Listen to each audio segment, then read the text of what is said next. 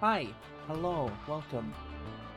Hoping everyone's having a good, well, it's Monday right now, as of the time of this stream / recording. But hope everyone's having a good day nonetheless. So a couple quick things I want to cover real quick before I, get into the game. I did do a little bit of off-stream stuff to, prepare for tonight's stream. Namely, I went and got some money by getting another rally raid vehicle, selling it, and getting a vehicle that will assist in the primary objective of tonight's stream, because the goal is, well, the final goal is getting the BMW M3 GTR LM race car.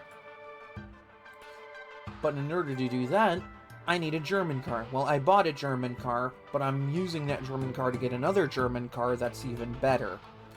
And I will be using that to get the race car. So I bought a German car to unlock a German car to go get another German car. Confused? So am I. It really isn't that complicated, though. I'm just trying to be funny. Because, you know, caffeine makes me a bit goofy. But yeah, we're gonna get into it. We're gonna have a good time. And hopefully nothing implodes on itself. Though yesterday was pretty good, so, you know, that's a good indication, usually. So, yeah, let's get into it. Let's have some fun. And, go on the road trip that will be this entire experience.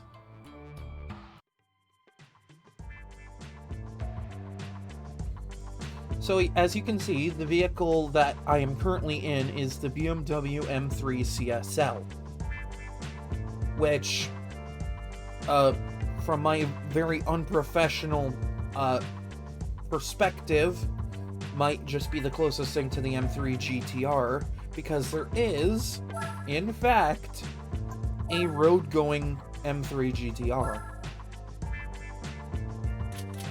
But there's a problem. I can't buy it. So you might be wondering, oh no, Wolfy, how are you gonna get that? That's such a cool-looking car. It looks so cool. Well, I'm glad you asked, whoever you might be.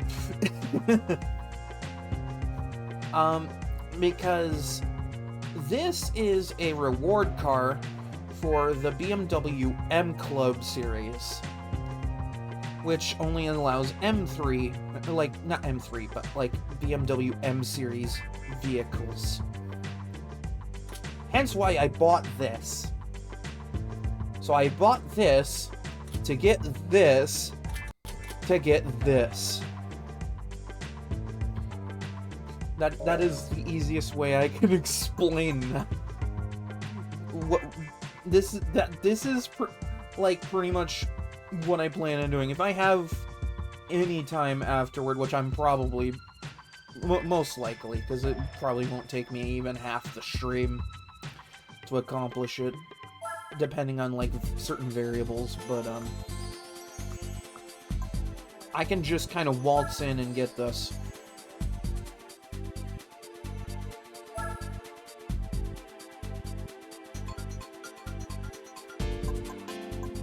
Also, this last race is going to terrify the absolute shit out of me.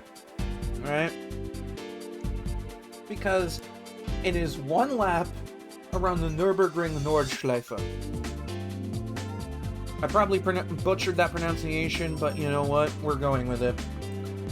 But to provide context, this is the longest track in the game. Hence why it's one lap. It is long, it is winding, it is difficult to drive on, and no amount of pre-stream practice that I've done can prepare me for how monumentally difficult that track can be. it is so easy to just destroy a lap on that track. So we're gonna go and we're gonna get into it.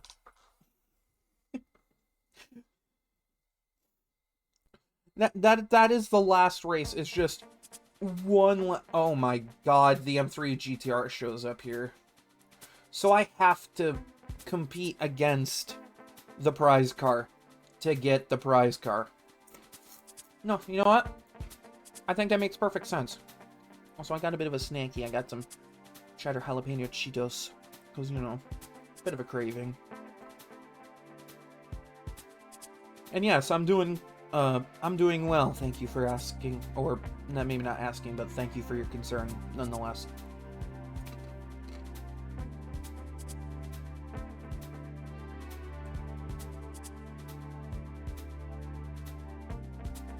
So, yeah, let's do this.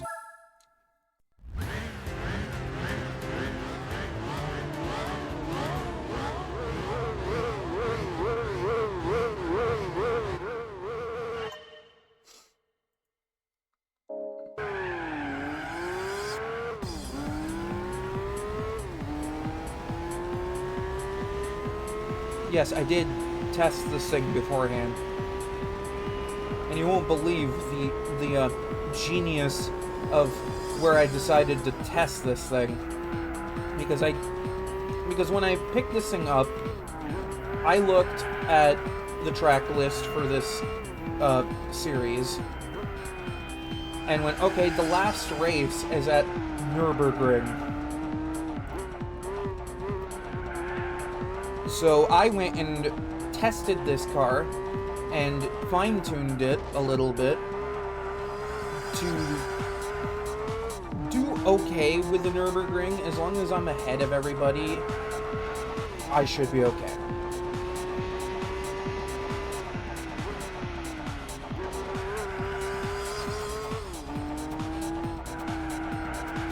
And it's funny because not only is it the longest and one of the most trickiest tracks to drive on in this entire game, a 24-hour race there is required if you want to get a Formula 1 in this game. They made getting a Formula 1 a lot harder in this game. Because there's like mainly two ways of getting a Formula 1 in this game. One method is completing the 24-hour endurance race of Nürburgring, which, you know, if you train up your B-Spec driver well enough and speed up to the fastest you can get that race to go, the shortest it will take is 8 hours. Because B-Spec lets you essentially fast forward a race a little bit.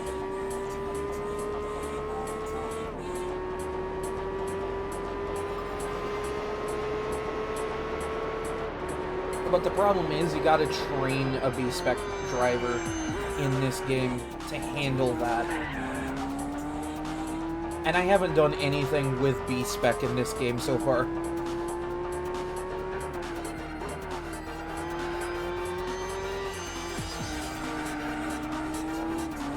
The other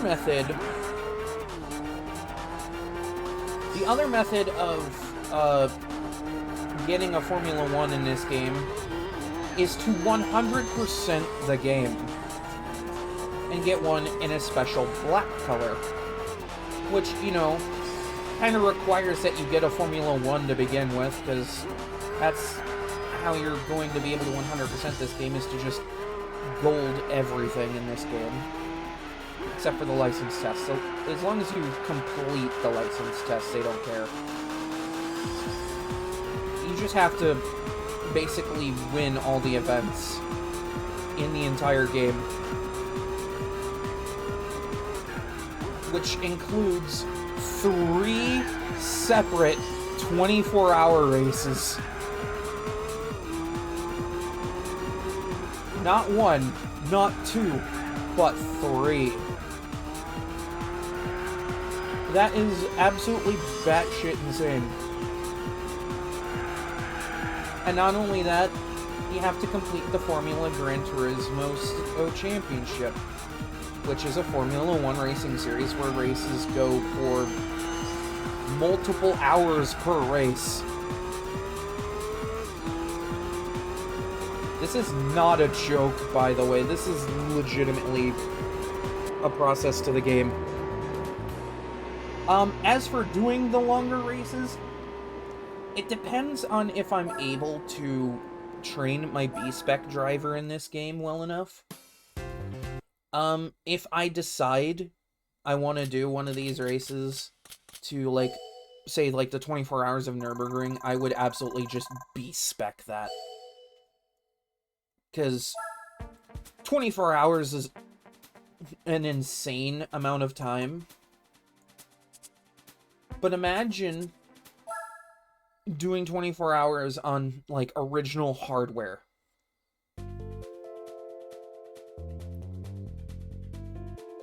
"24 hours is nuts.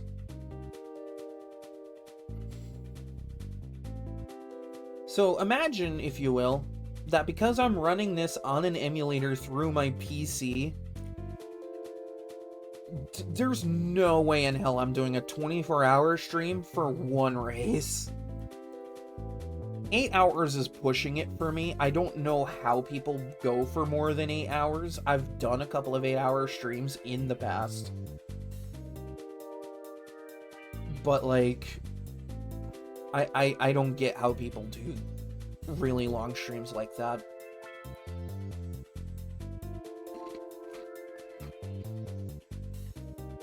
So it just kind of ends up becoming a nightmare of trying to figure out scheduling.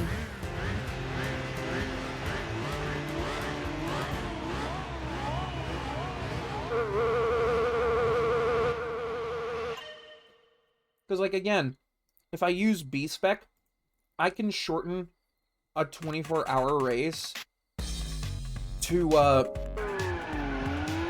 an 8-hour race.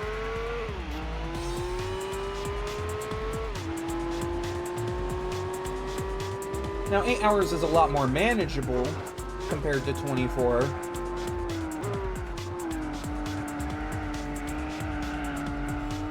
No, you're good, like, I don't think even I'm able to watch an entire 8-hour stream.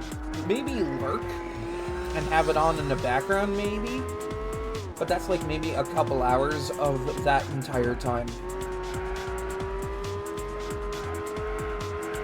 I will not ask anyone to stick around for an entire 8-hour segment if they don't want to sit through that.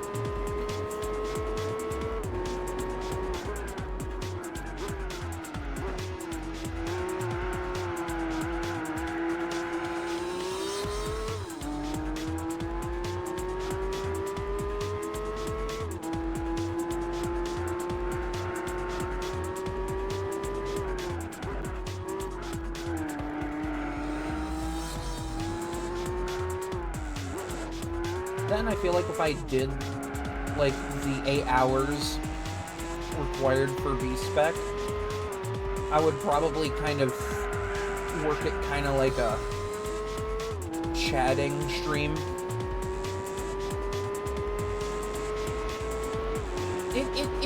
There's a whole lot of planning involved with it.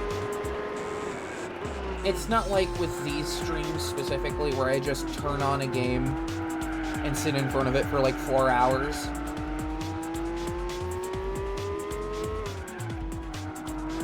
Like, I think the only reason I've ever done 8-hour streams in the past has been to complete a specific game. Like, I like two specific games come to mind, being Fire Emblem Engage and Doki Doki Literature Club. I went for like several hours on a stream for those just to finish those.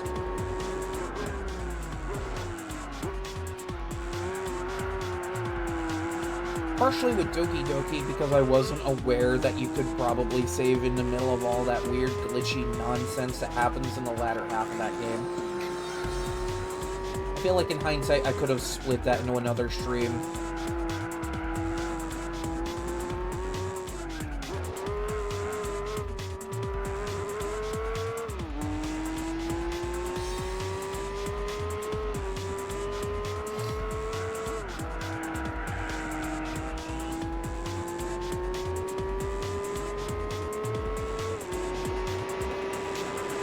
But at the same time, with these endurance races, there is a car I want to get that thankfully doesn't have such ridiculous requirements in this game.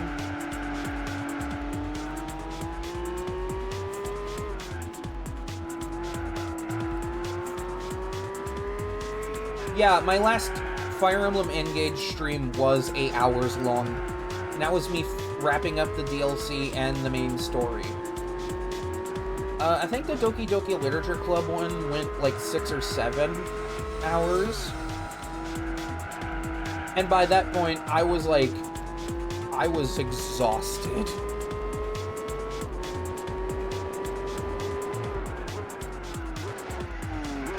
It was a great game.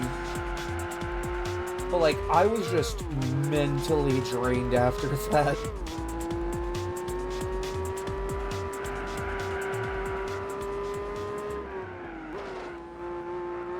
See, one of the reasons why I'm wondering how other streamers do several hours or longer is how the hell do you sit in front of a camera and be entertaining on your own for that long?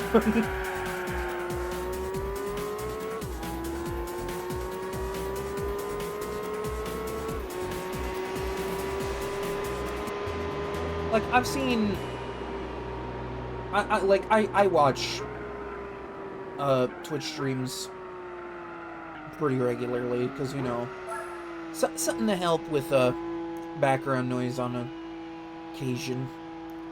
And, like, I'll occasionally have, like, Iron Mouse or some other, like, indie VTuber on. And, like, I'll just be playing a game.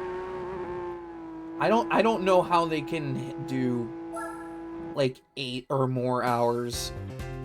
I don't even know how they do 5 or more hours. I can barely handle 5 hours.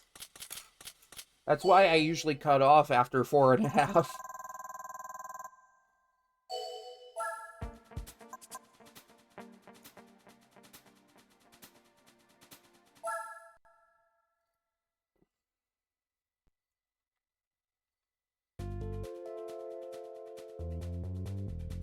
Okay, this one's going to be interesting. I haven't been here on this playthrough, but I'm somewhat familiar with this track.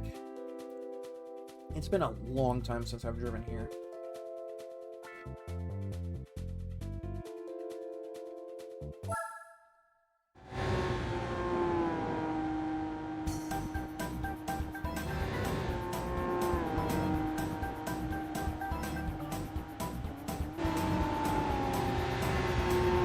I don't like how narrow this looks.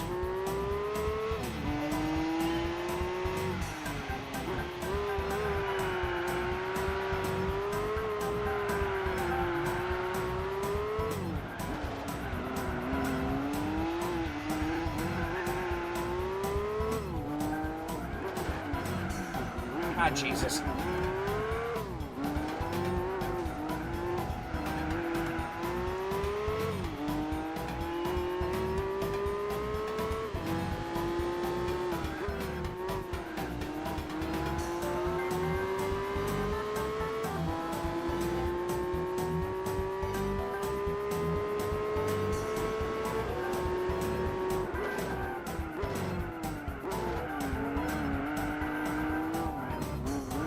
No, what's funny is I'm gonna have to get real used to this track because I think this is part of Gran Turismo World Championship as well.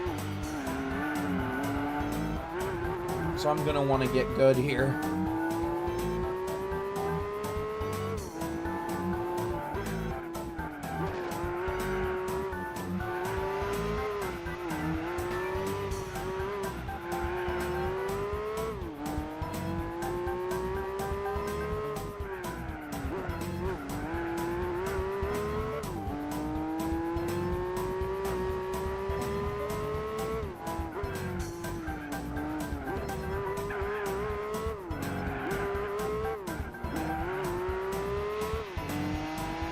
was able to pass everybody within the first lap. That's good.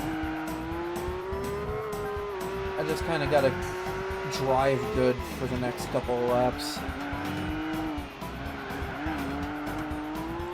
But yeah, there is a car I want to get later on that thankfully doesn't have a ridiculous requirement to it, and that's completing the Roadster Endurance, which in this game is a 4-hour race, by the way. But imagine, if you will, if I trained up a B-Spec driver and was able to make that 3 times faster. I could get that done in, like, a third of the time.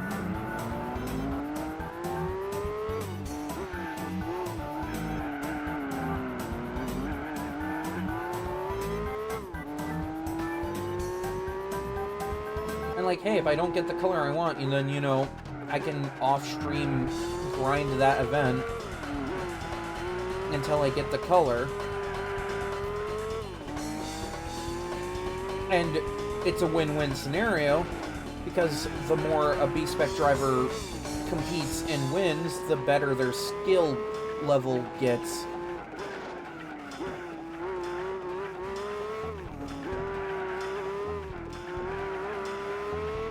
So, you know, like, it's a win-win scenario.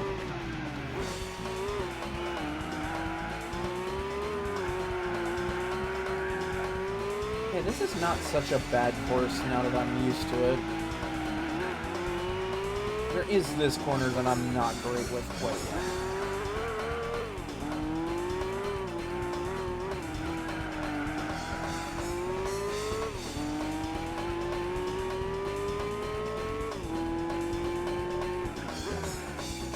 See, it's nice that this game provides an option to do races in a much shorter time span. So, like, I could do endurance races within a fraction of that time. Now, there are some endurance races I might not do that with, specifically the Super Speedway 150 miles, because that's essentially the same race as in Gran Turismo 3, but with faster cars, so it gets done a lot faster.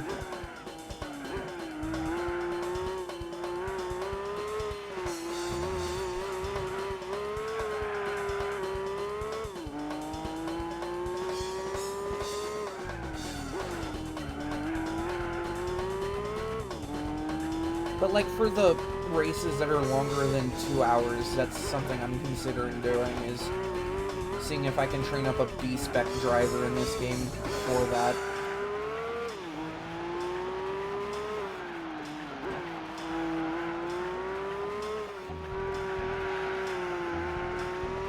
Which means, yay, I get to find a guide online to figure out how to do it correctly.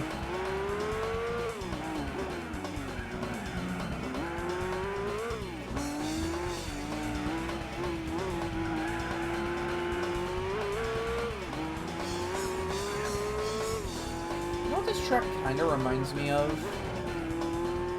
This kind of reminds me of Rome Circuit from 3 a little bit, where it's like a tight, winding city course in Europe.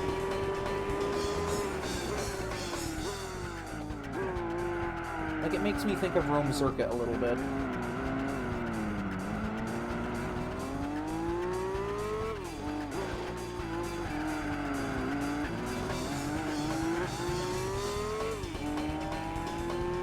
Also, it's really funny how, on one hand, the Formula 1 is not only harder to get in this game, but on the other, like, end of that, if you do get it, it isn't as much of an instant win button as it was in the last game. Because, like, race cars in this game will use harder tire compounds on their own. Meanwhile, the Formula 1 is, and always will be, stuck on mediums.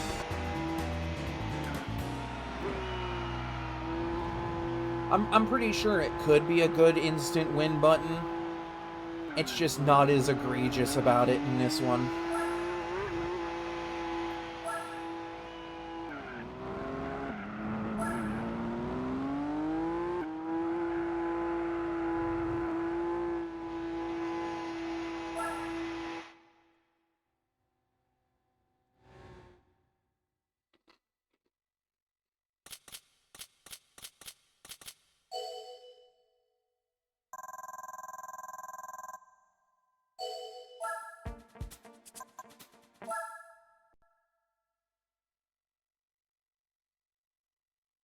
little bit of water. Hydrate. Okay, this is actually really funny that it's a race of German vehicles, and one of the tracks is just Japan.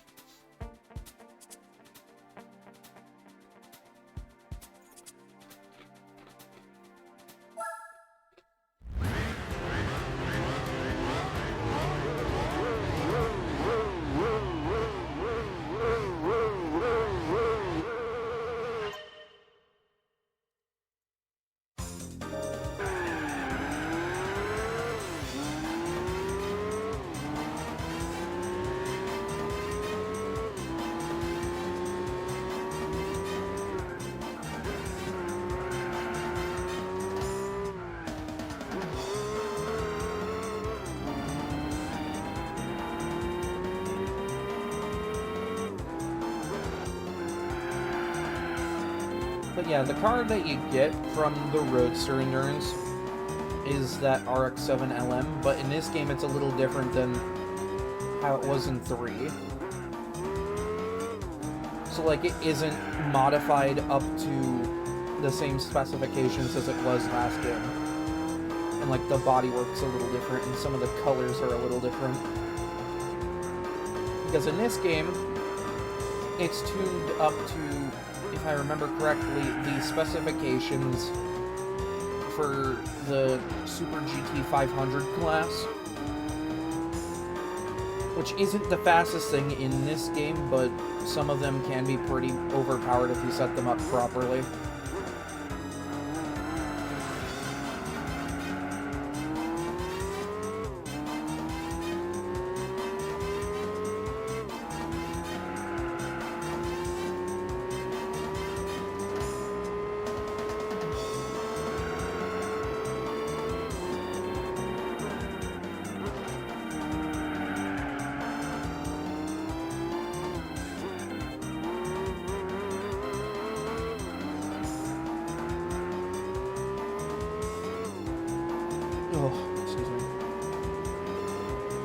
Like, I do want to get the RX-7 LM, even if I don't end up using it for Gran Turismo World Championship in this game.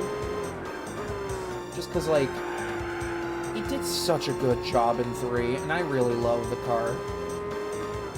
Even if it isn't 100% the same, I still love it.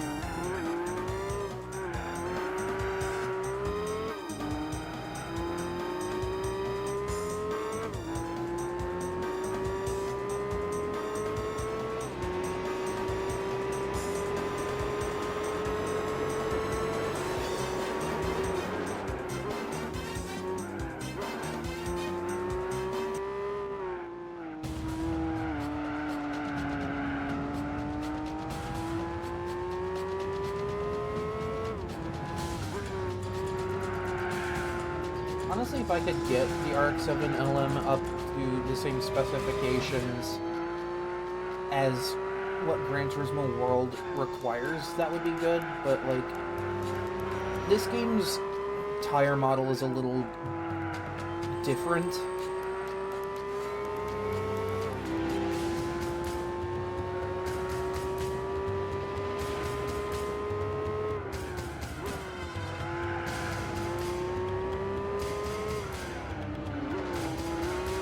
Also, I've been, like, off-stream playing, like, Gran Turismo 3 a bit, and I finally got that GT1 race car. I love that the first thing, and the most immediate thing I do with that thing, is tune it for the wheelie glitch. Like, I wasted no time.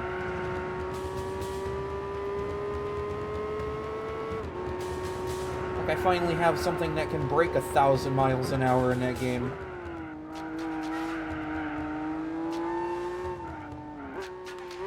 And it only took like a few days out of my life, you know? Because long races and not as open time to really do the entire thing all in one sitting.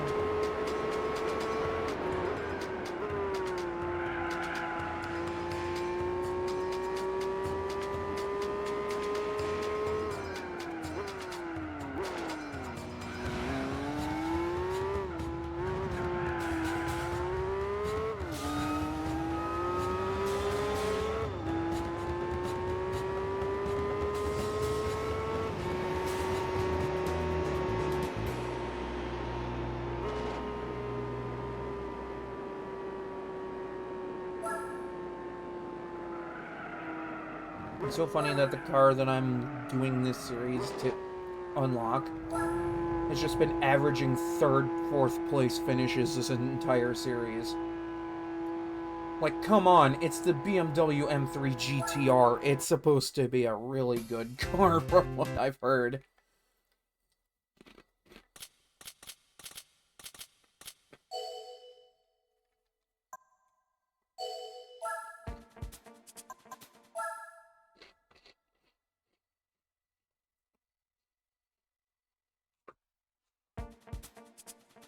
Alright, here we go. This is hell. Welcome to hell.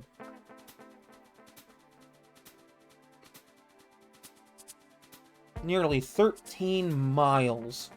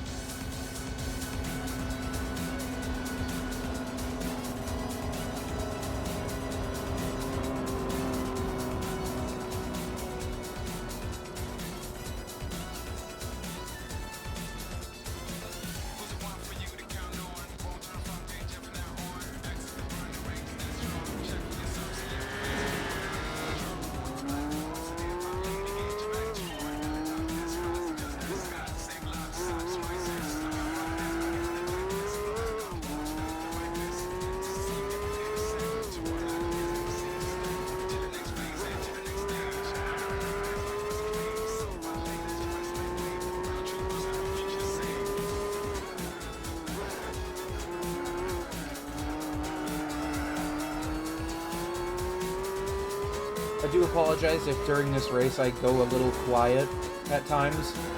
This is a really tricky course, and I have to lock the fuck in.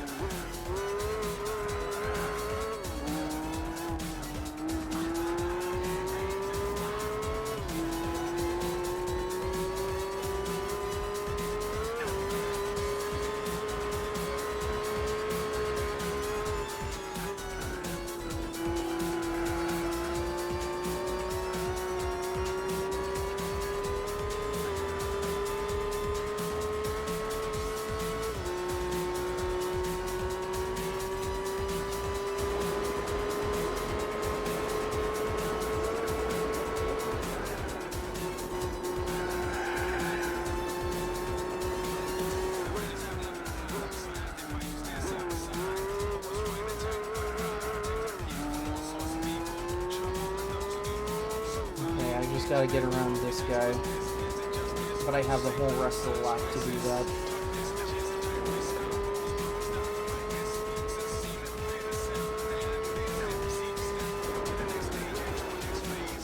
Oh god.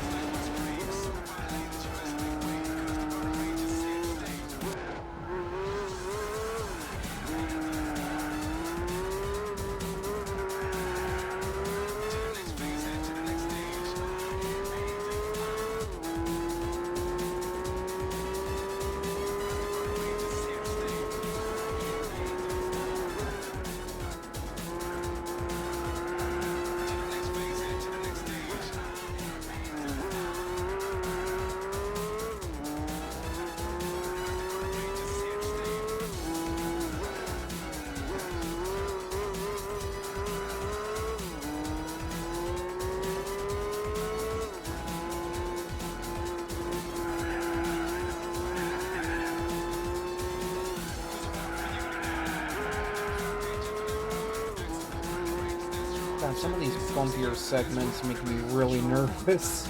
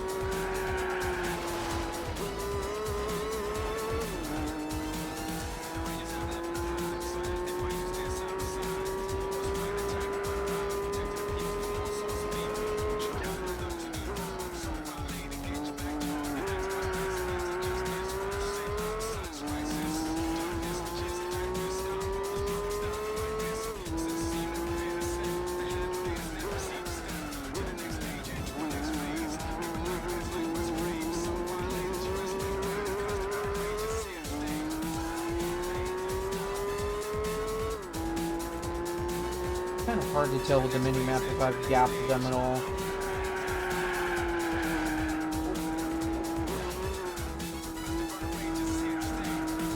Okay, I've definitely gapped them. I can kind of relax a little bit.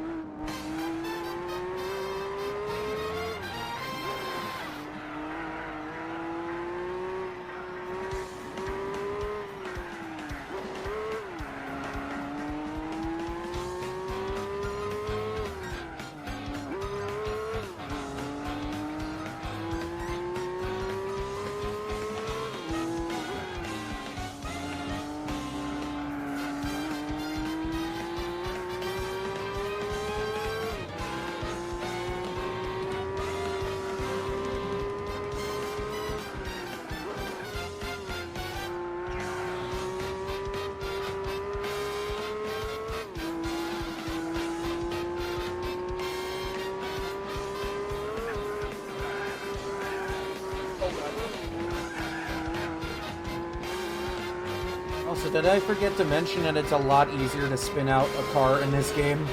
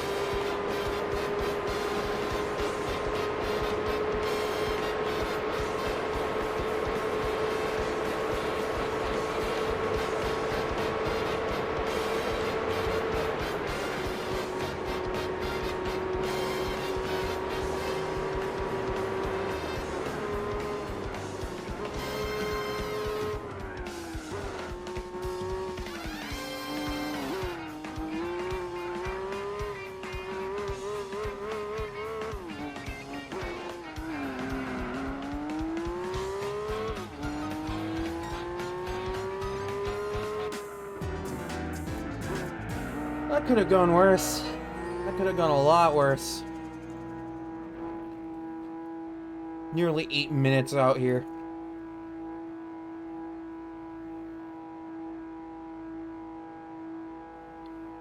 What?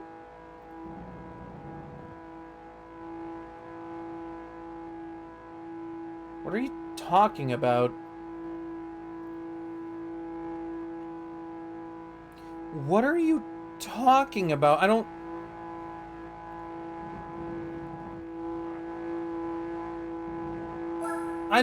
don't see anything. It was probably hidden by, like, my music or whatever.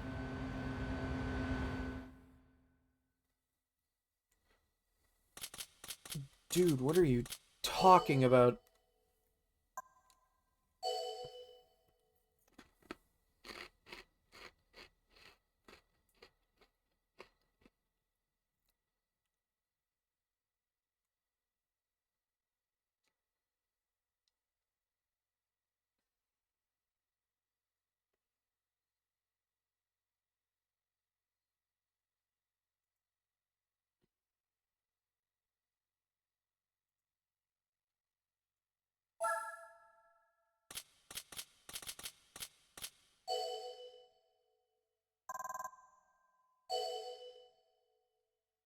It kind of speaks to how much I had to lock into that race when I don't even know what you're talking about.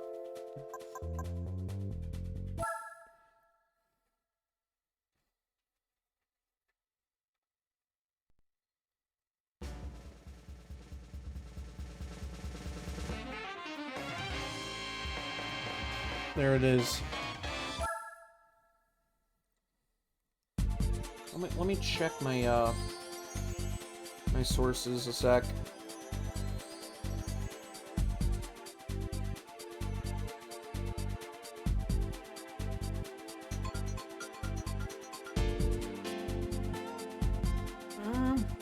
Says the source is fine.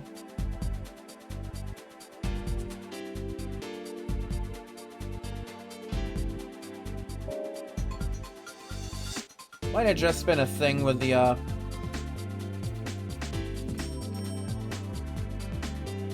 it might have just been like a glitch or something.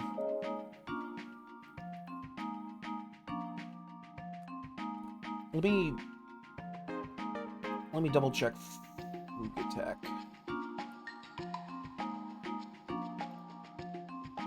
Reacted by Fugatech. Did it really log me out of that again? Bruh.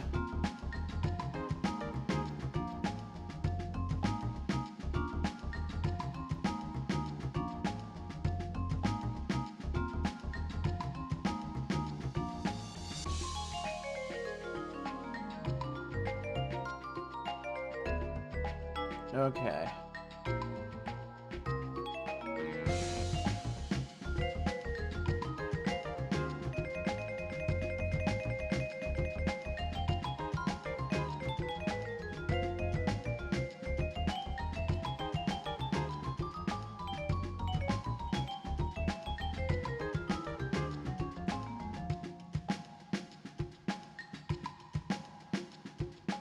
Well, looks like everything's fine. I'm logged in again. Alright.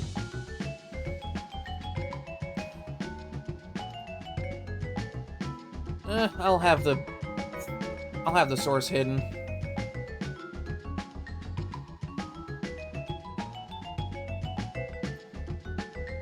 So that way it's like, if something comes up, I can just take care of it later and it's not interrupting anything.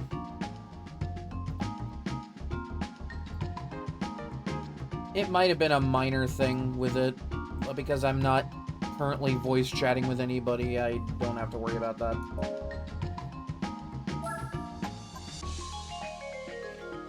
It's something I can double check after stream. Make sure that's working properly.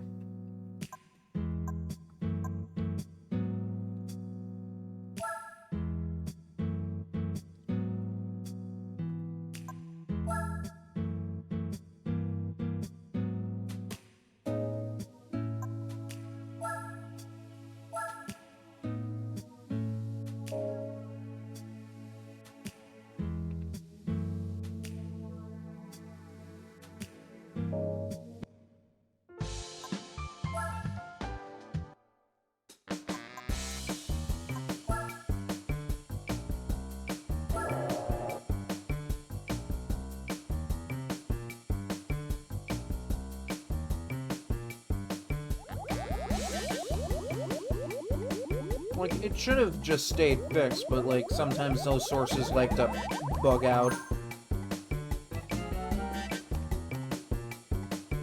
My thought is it might have just been my, OBS source trying to find the connection, and it was taking a minute to do that.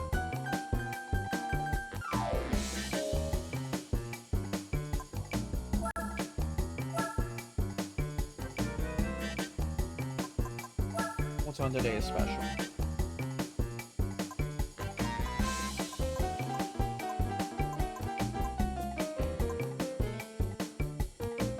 Yeah, because that's where the PNGs usually would be.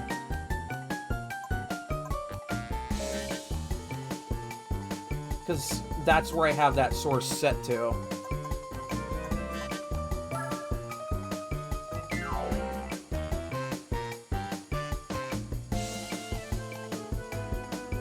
I've noticed that, like, OBS lately, I don't know if it's a thing with my internet connection, or if it's just, like, just OBS being OBS. But I've noticed sometimes emotes don't work properly on my, my chat preview.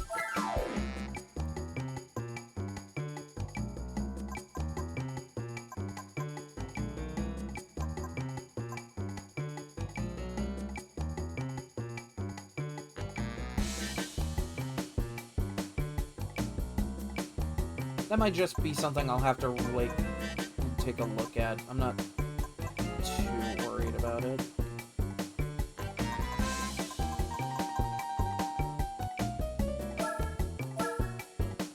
Like, as long as the chat works, I'm fine.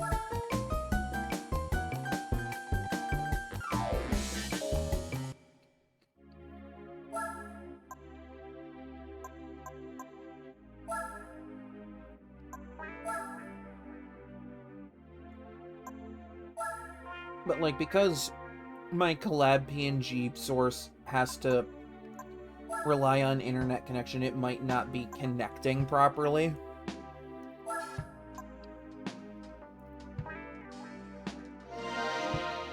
So, like, even though the source is set properly, it might just be struggling to connect to Fugatech.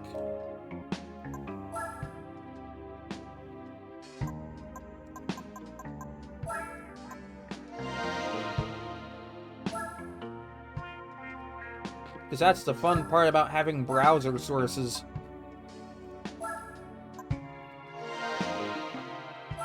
Most of the time they work, and sometimes they just don't want to fucking do anything.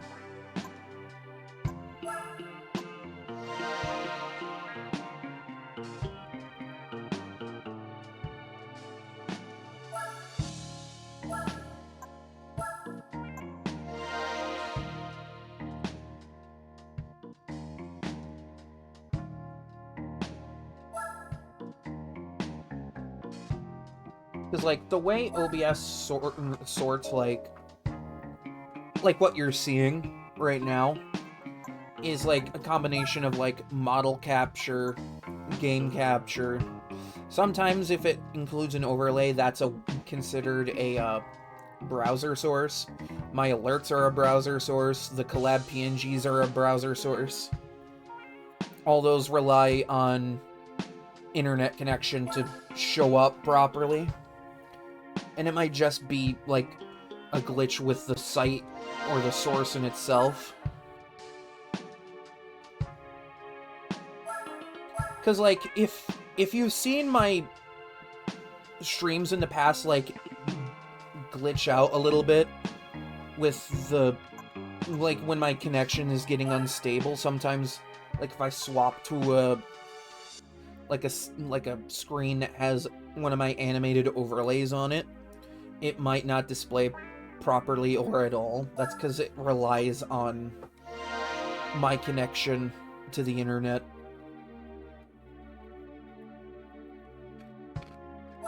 Meanwhile, like, what's detecting my voice input is a microphone capture. That's a microphone source.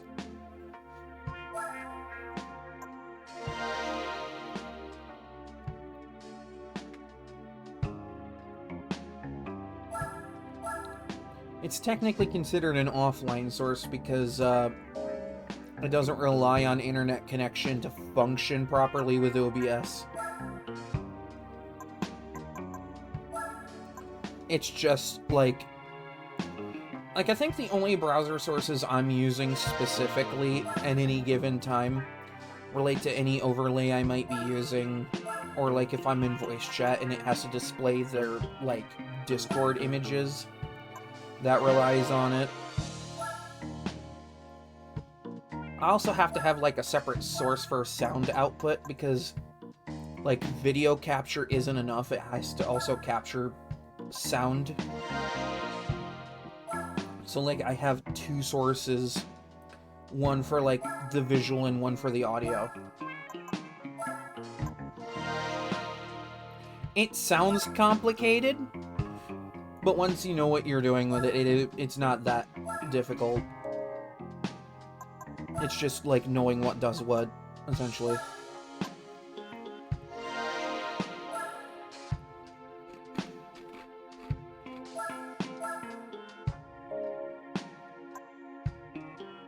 Or, like, if you watch my streams from, like, the beginning, you notice that, like, I have a song that plays on certain screens. That's not a browser source, that's a file source. That's sourced directly to a file I have locally.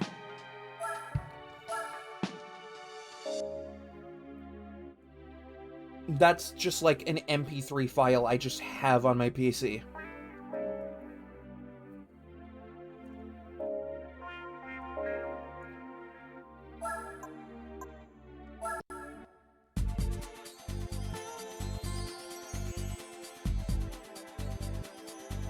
Okay.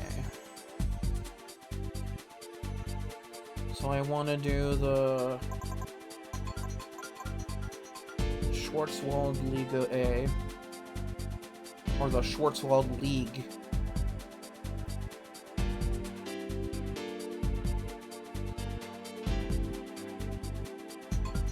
Because that gets me the M3 GTR race car.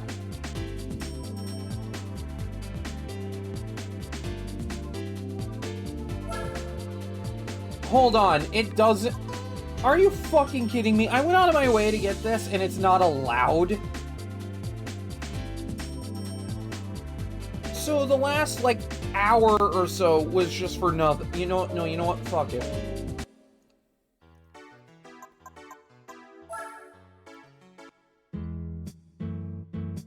I guess my M3 GTR road vehicle will see light another day.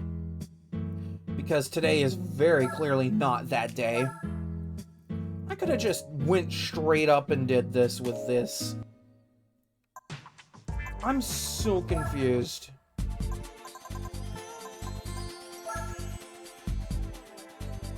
What? Hold on.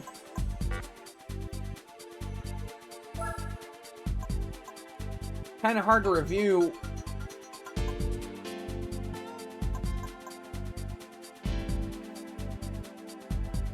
Oh my fucking god.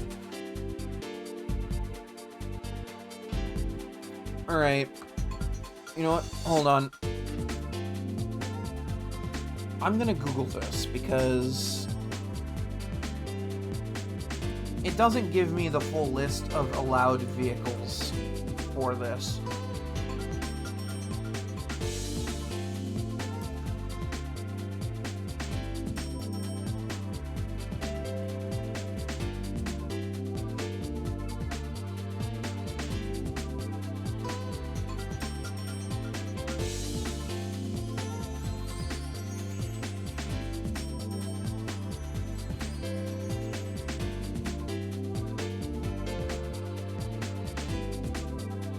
Let's go to good old Gran Turismo Wiki, I guess.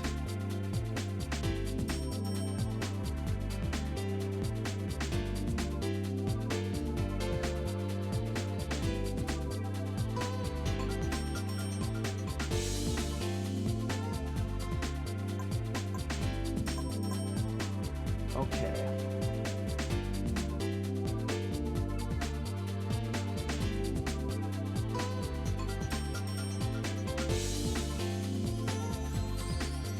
So you mean to tell me that the BMW M3 is one of the cars that's not allowed in this series at all?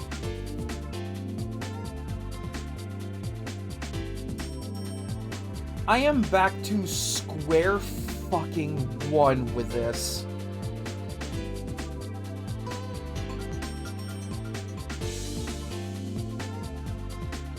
Because this game does not have a comprehensive enough list to tell me what is and isn't allowed.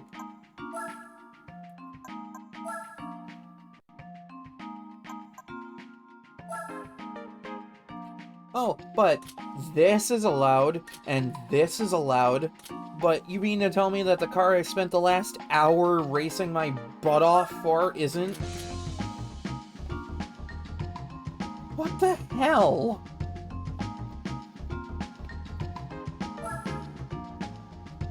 And there's no way in hell I'm racing that Audi TT I had, because that thing wheel spins like crazy.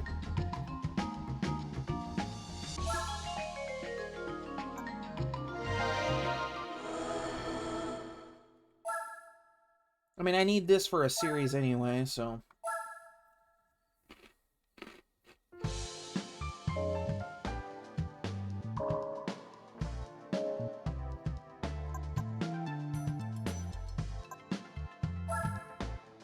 Like, how the hell am I supposed to know if the game itself doesn't even provide a full list?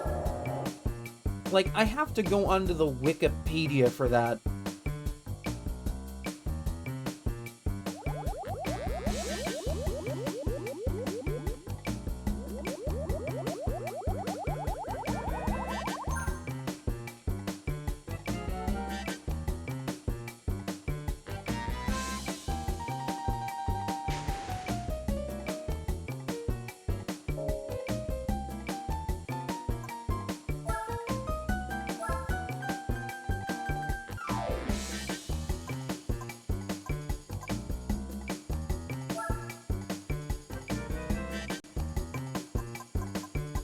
I don't know about y'all, but, like, I'm actually kind of pissed.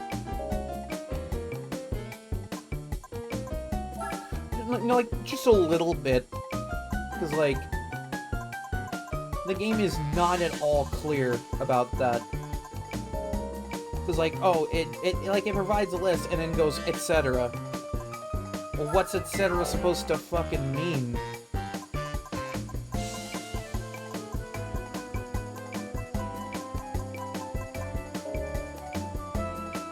It shouldn't mean that I have to go online, go to the Wikipedia, and find a full list. Like, just tell me everything that's allowed.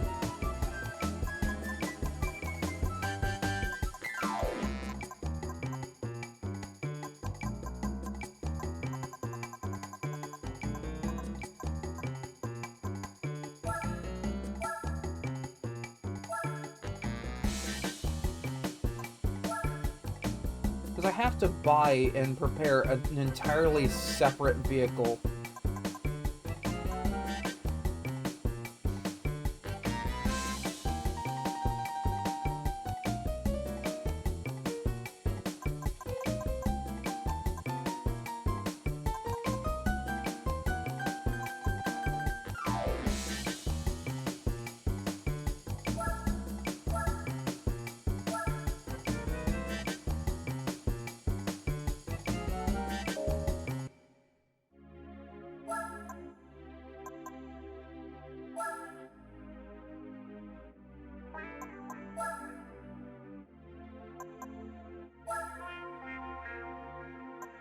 No, you know what? It's fine. I'll get over it.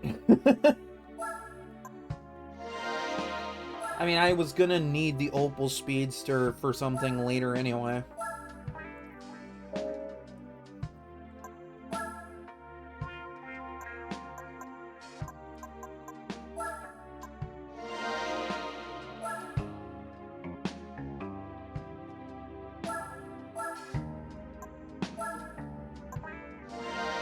Because there is an Opel Speedster series. What do you even get for doing the Opel Speedster series? I'm gonna check that real fast. Okay, so an Opel Caliber touring car through the Speedster series. No, that makes sense.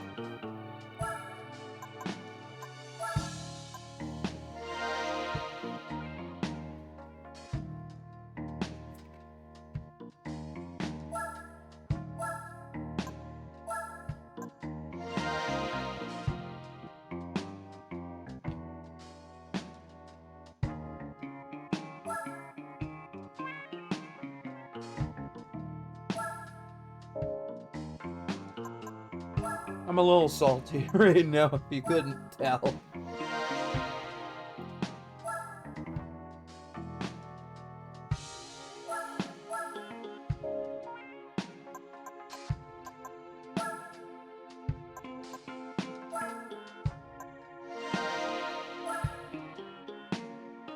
I mean, I guess if I need more money, I'll go get another RSC Rally Raid. Takes like 15 minutes to do.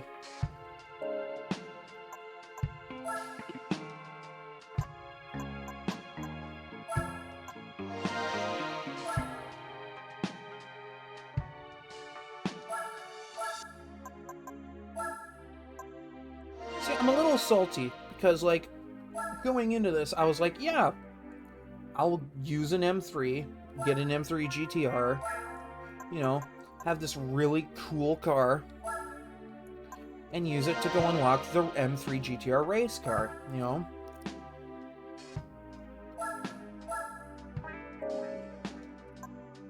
That was the plan. I now have to go and change that plan. Because this game is not clear.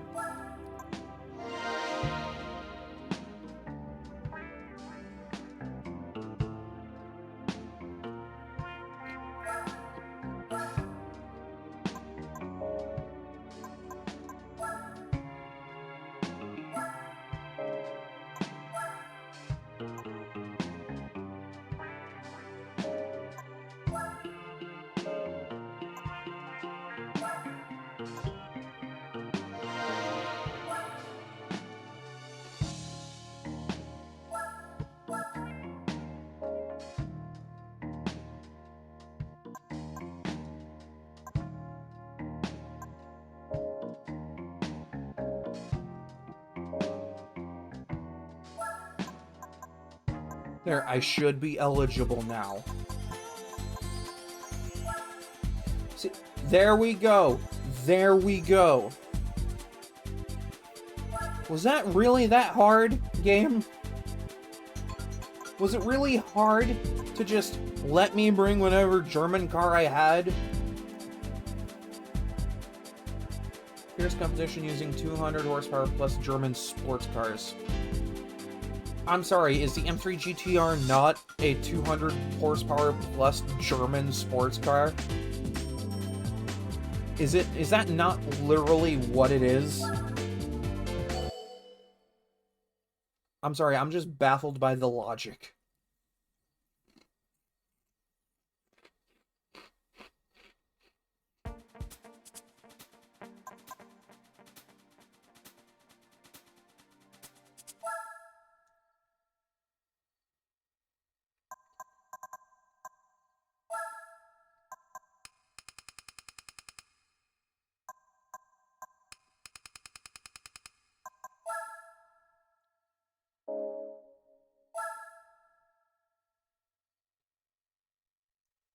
Good thing I had a bunch of extra money for this.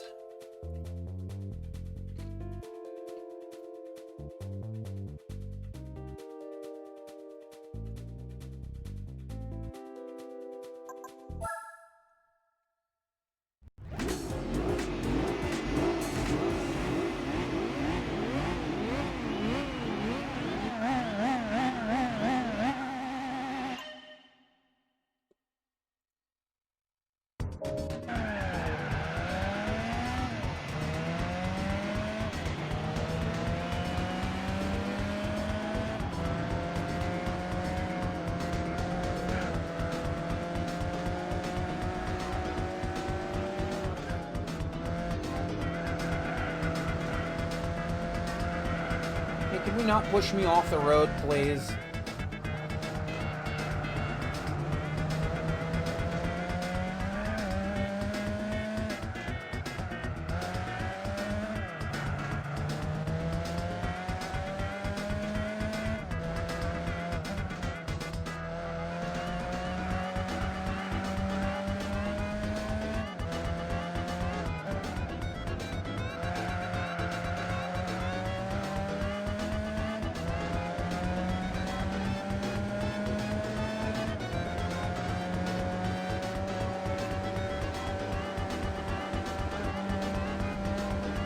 Might have over-prepared a little bit.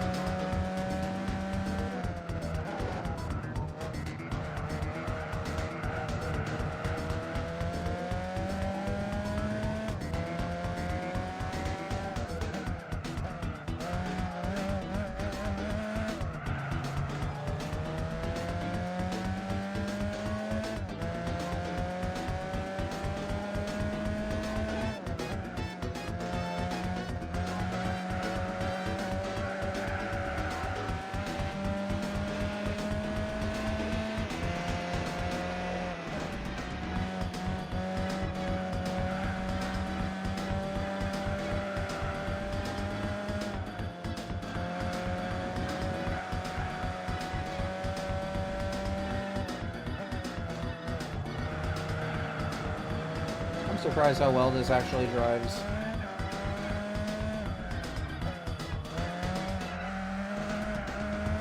Like, I guess there is a bit of a silver lining. Because I do really enjoy this car.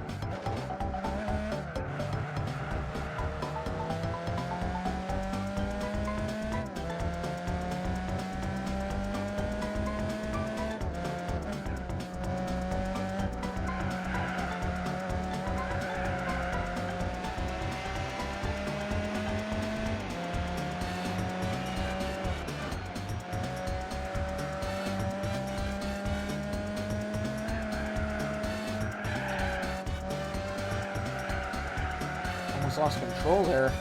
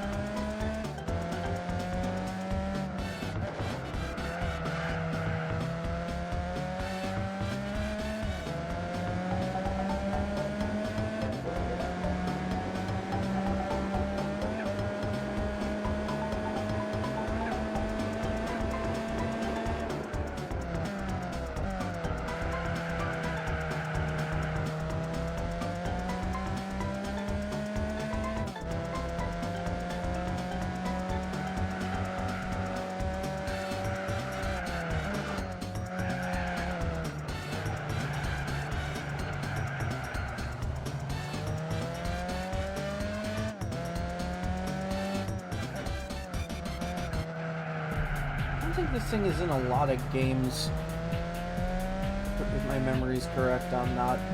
Like, I think the only other game I remember this car being in was, like, Need for Speed Hot Pursuit 2.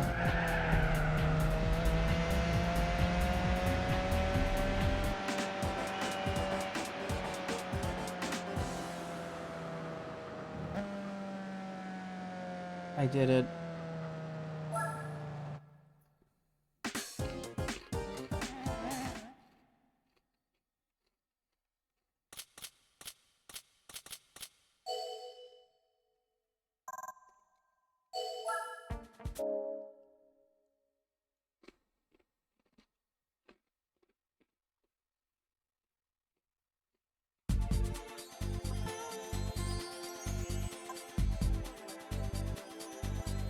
Oh hey, I'll prepare as reverse. Again. This is a German series and we're going to France.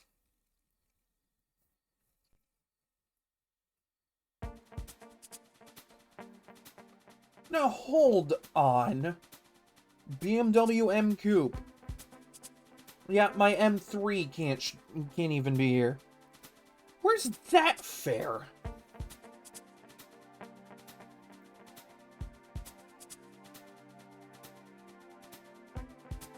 I'm sorry, that is so dumb.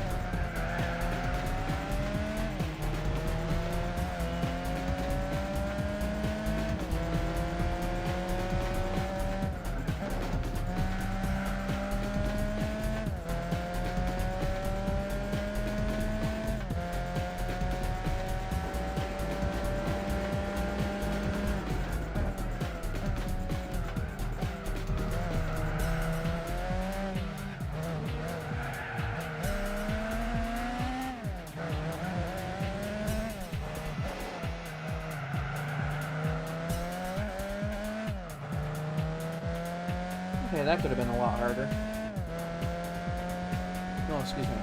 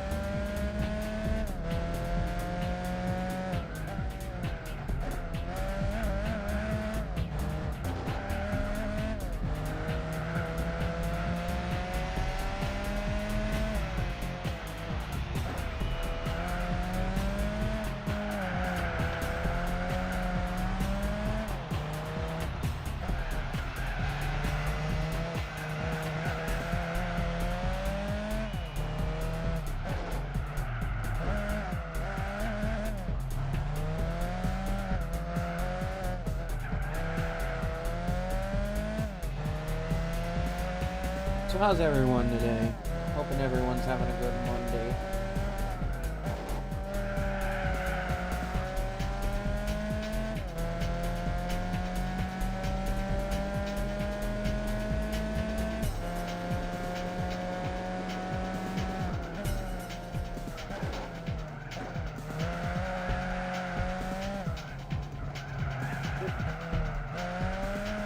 There we go.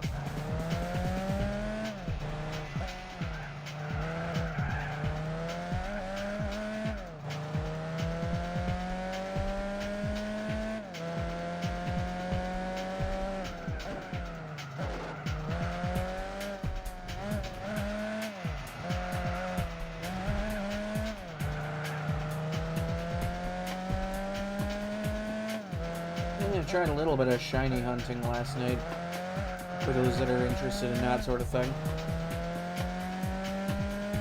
Tried shiny hunting Mankey.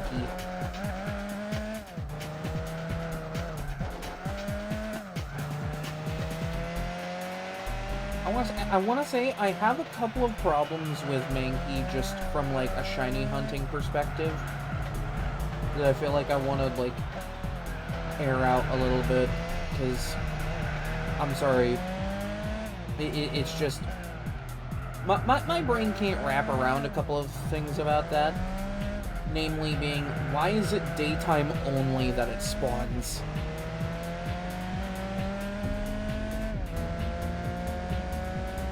Because like if you find a Mankey or Primate outbreak in Scarlet and Violet, you better hope it's daylight when you get there, because, like, otherwise you have to wait, like, half an hour to start shiny hunting.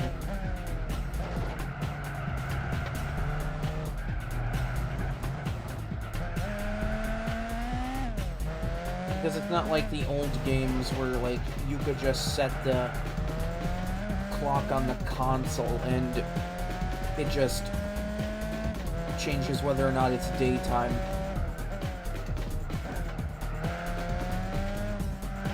I think Sword and Shield was the last game to do something sort of similar, like with the whole realistic day-night cycle being tied to the actual console time. And Scarlet and Violet just kind of looked at that and went, yeah, I'm just gonna do my own thing, fuck that.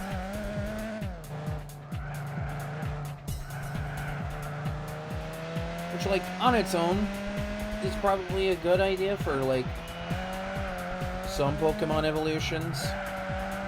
Like, namely, like, ones that rely on specific, timing.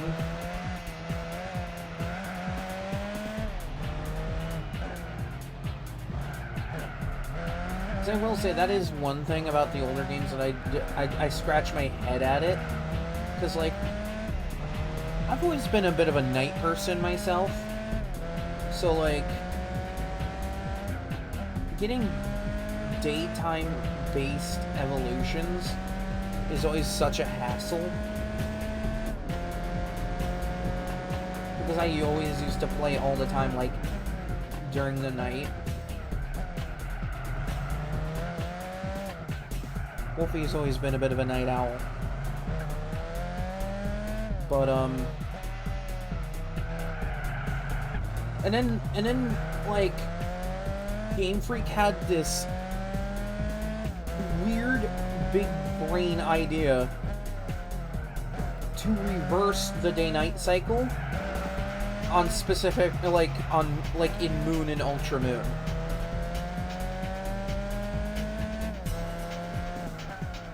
I don't know if they ever gave a proper explanation as to why that is.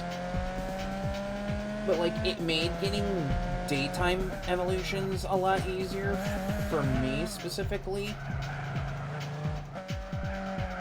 But in retrospective, made getting something like, say, for example, Umbreon a little harder, because nighttime was now during the day.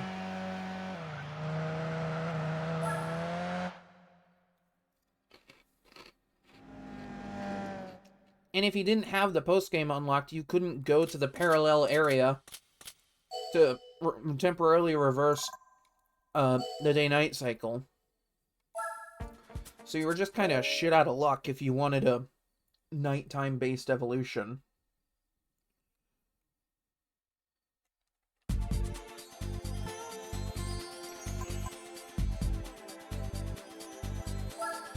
And I'm the crazy guy that went and got Moon and Ultra Moon, specifically because I thought Lunala looked cooler. Like, Solgaleo is cool and all, but I'm sorry, you can't mess with my my wonderful Moon Bat.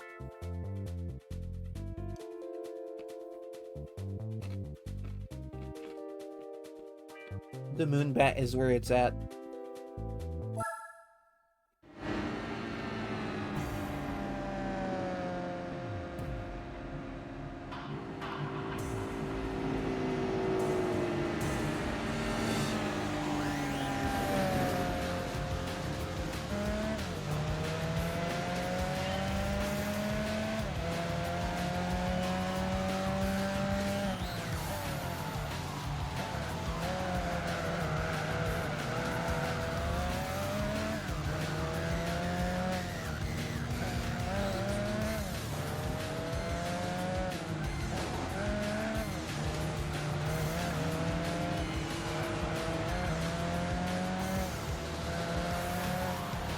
Also, totally a hot take here. /S. But I feel like modern Pokemon doesn't need to do the two versions of the same game thing anymore. Like, it was fine when it was a handheld game, but ever since it moved over to a home console, it's unnecessary.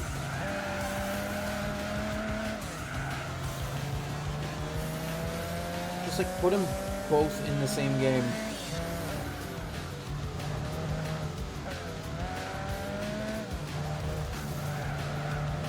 I mean, they already proven that, like, swapping the game is easy enough. Because, like,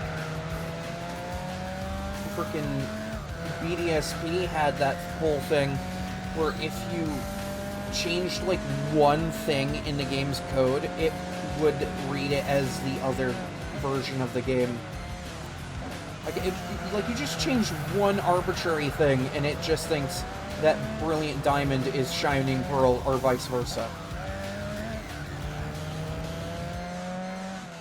So, like, if you're telling me that you can manipulate an arbitrary line of code to change the version of the game, like, then why sell two versions?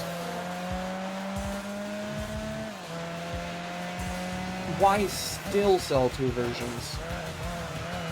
This goes specifically to BDSP as well. Why did they think that we wanted Diamond and Pearl when what we wanted was Platinum? Because, like, I haven't played Platinum myself, but I know people that have played Platinum. and say that Platinum is, like, amazing. Like, why hold Platinum away from us like that?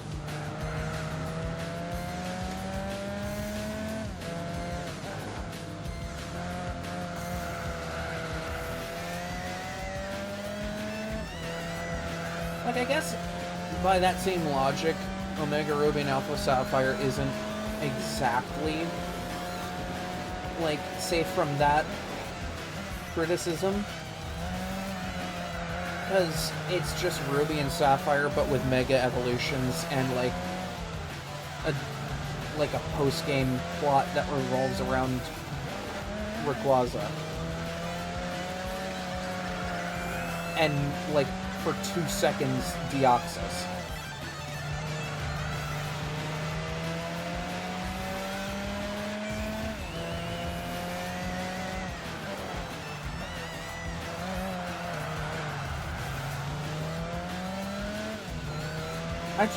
I don't get why they didn't give us just, like, do away with the 2 versions of the same game thing, and just be like, okay, maybe instead of Brilliant Diamond and Shining Pearl, maybe, like, insert some random word, Platinum.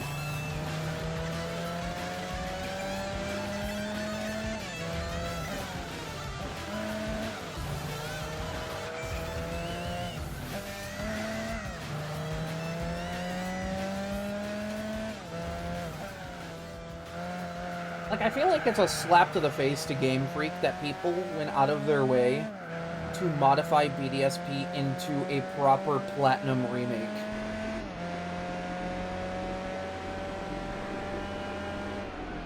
Like, come on, when the fucking fan community is doing a better job than you are. You're the highest grossing media franchise in the world and you can't even give us a Platinum remake. Like a proper Platinum remake.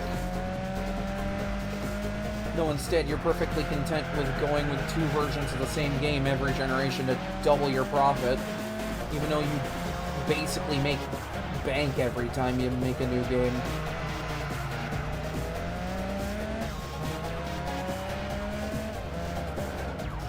Because if there's one thing Sword and Shield proved, was that you could push out an incomplete game and still make bank. Because it has the Pokemon name on it. Therefore, it's going to sell millions.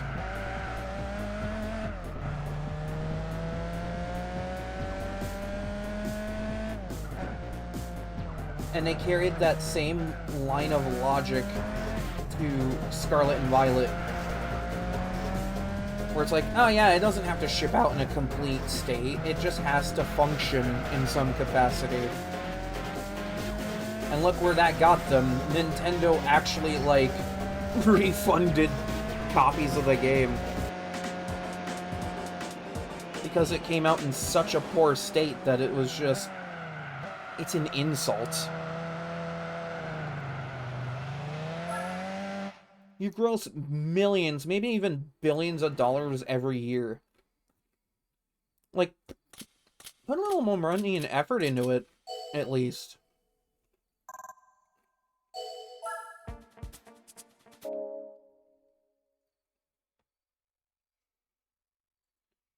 And, like, I don't hate Pokemon for that. Like, I kind of hate Pokemon for it, but I don't hate Pokemon because of it. Also, hell yeah. New car. Woo.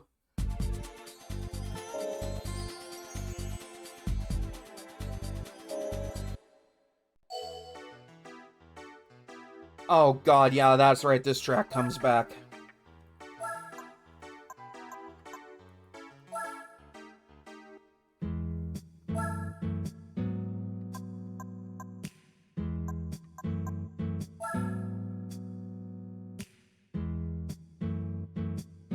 This looks really cool.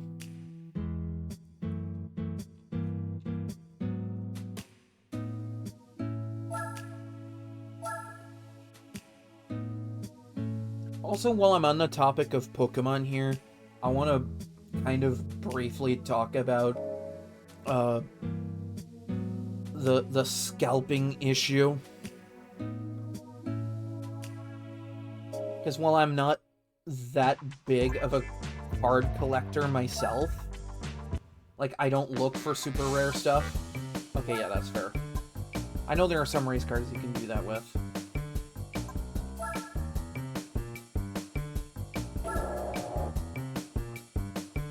But, like, I don't like card scalpers. Or just scalpers in general.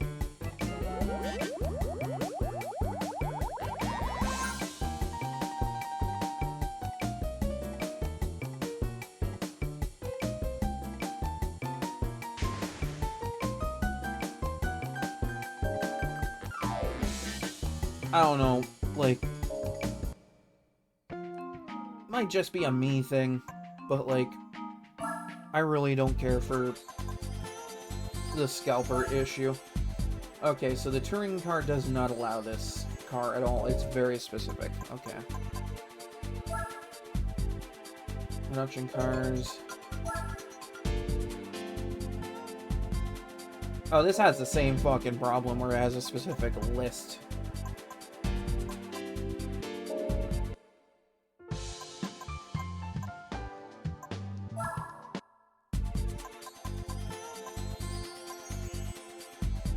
World Compact, Supercar Festival.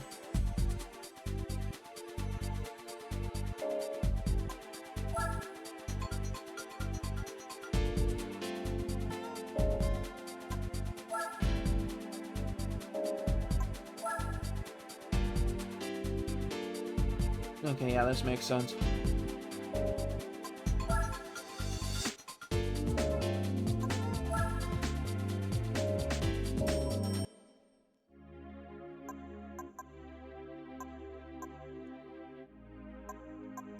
So there's just not a lot I can do with the M3 GTR race car right now. 70 to 79. Do I have a Japanese car that meets these criteria?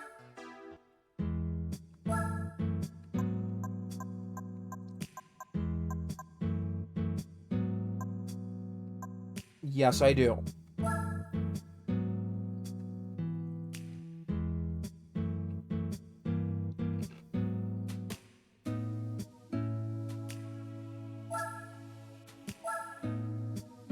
What do you even get for the 70s one? It's Nissan Skyline Hardtop 2000 GTR. Okay.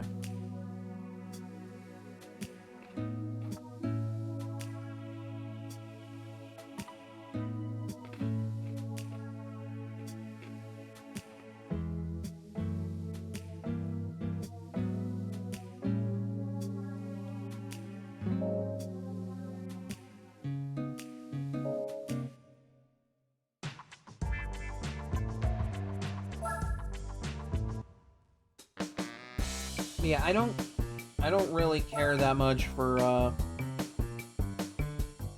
the whole card scalping issue.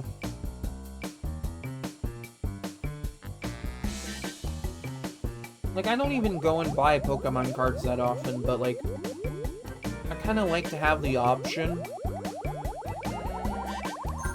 Like, if I'm feeling like I want to just get a few cards. Like, I don't even care if I get rare cards, I just want to, like, every once in a while go and get something. Then I can.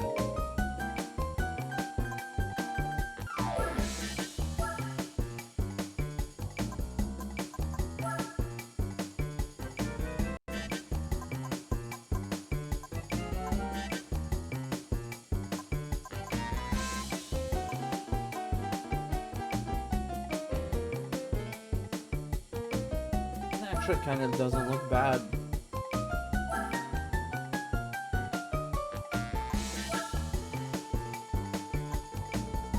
The fact that this can get a wing makes me so happy.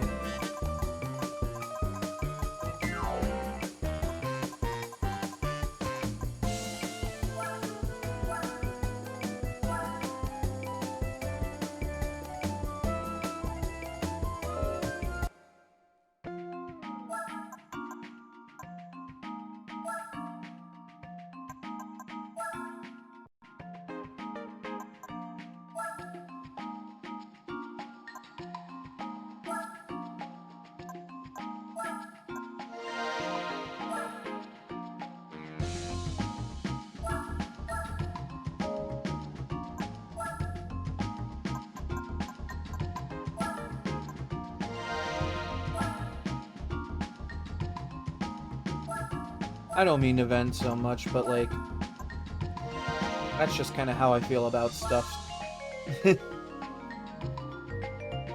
It's like when I was, going through and doing shiny breeds in, Pokemon Scarlet, and, like, every time part of the terrain glitched out, I would point it out. Like, I don't do it from a place of malice. I genuinely do love the game. It could just be better. And, like, they've proven they can do good with games. Because, like, even though Scarlet and Violet came out in such a mess, it was a really fun game.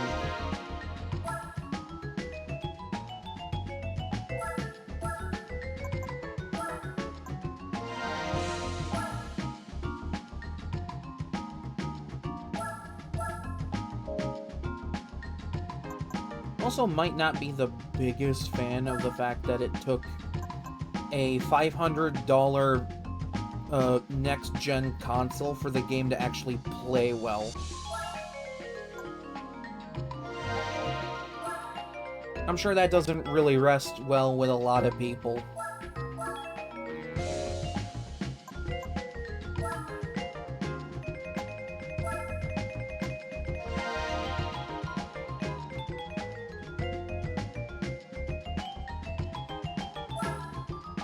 Because, like, then you get, like, people that are genuinely concerned about, like, I play Splatoon, and there's, like, a very clear performance difference between Switch 1 and Switch 2.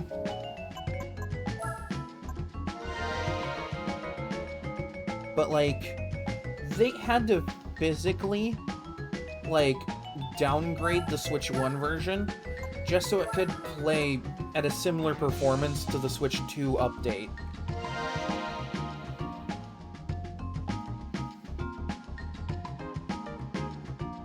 Really speaks volumes when you have to downgrade the original version to play it with the upgraded version of the game.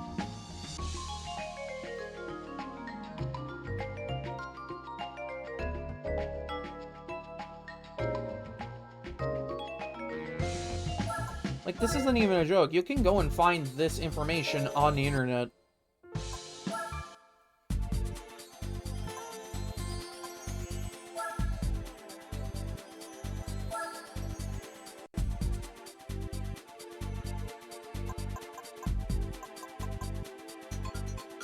I think they could have done a better banner photo for this series.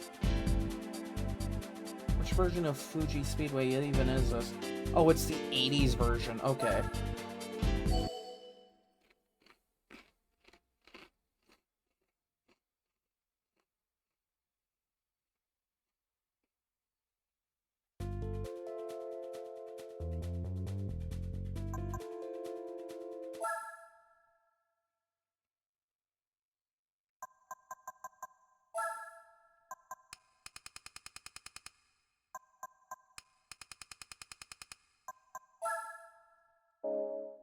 Also, I find it really funny that Game Freak had the bright idea to take Pokemon battling and make it its own separate upcoming game. That's still really funny to me.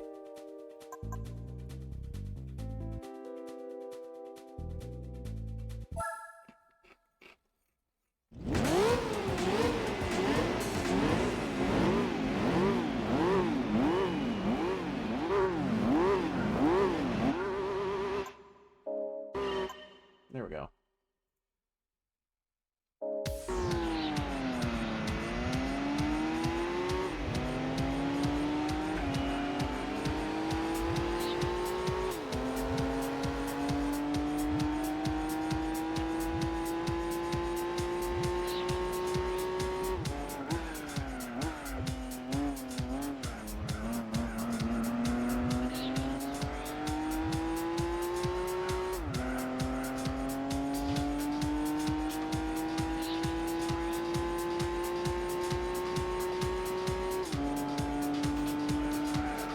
this is a little different. Glad I picked up on that fundamental difference right away.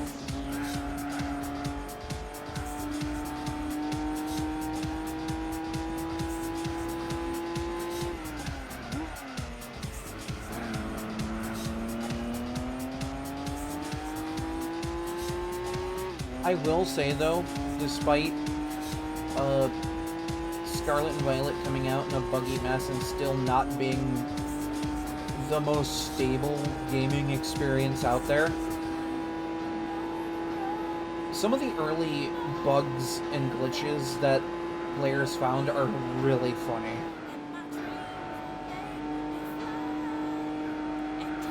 Like, stretched out and disproportioned bodies and oversized Pokemon models, or like contorted bodies of like Pokemon trainers. That was all funny.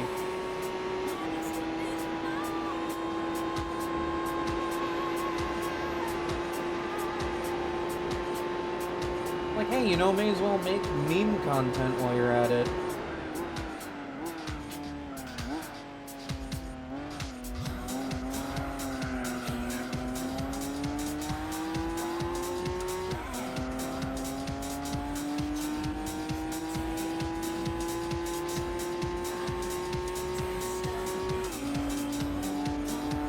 I will say, though, some of the Paldean Pokemon that they introduced are absolute slappers.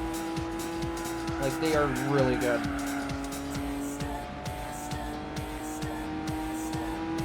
Though I think I'm on that bandwagon where I really did enjoy the Charcadet line.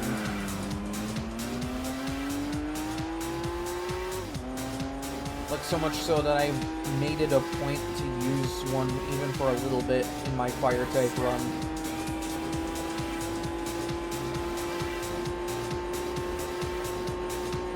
Like, even if it was limited to just Ceruledge.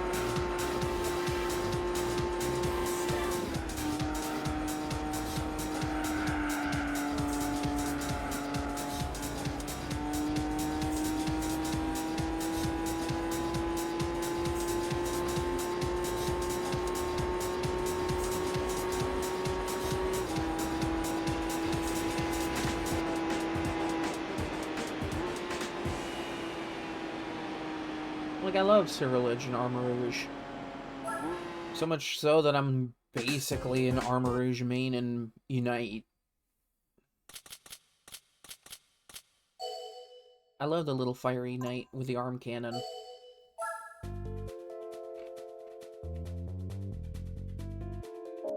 I genuinely think the arm cannon's cool.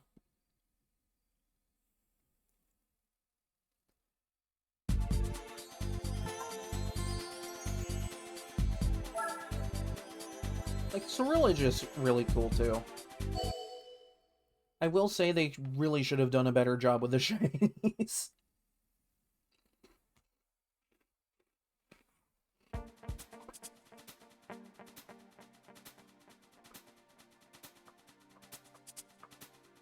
I forget that there's a 280Z.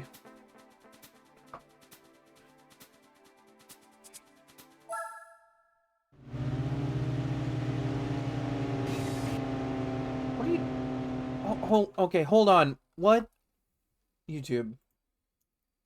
Bro, you can't do this to me. You can't do this to me. You can't work one day and then the next day not work properly. So, oh my god.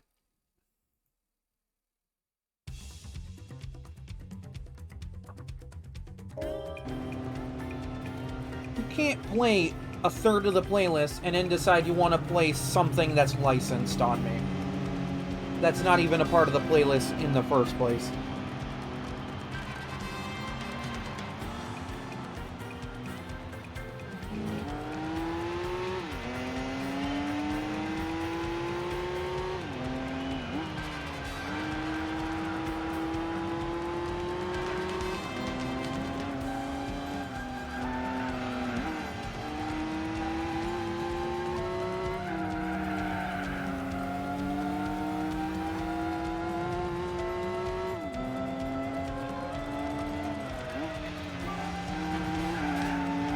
Like, I'm sorry, the YouTube playlist thing is so terribly inconsistent with whether or not it wants to work.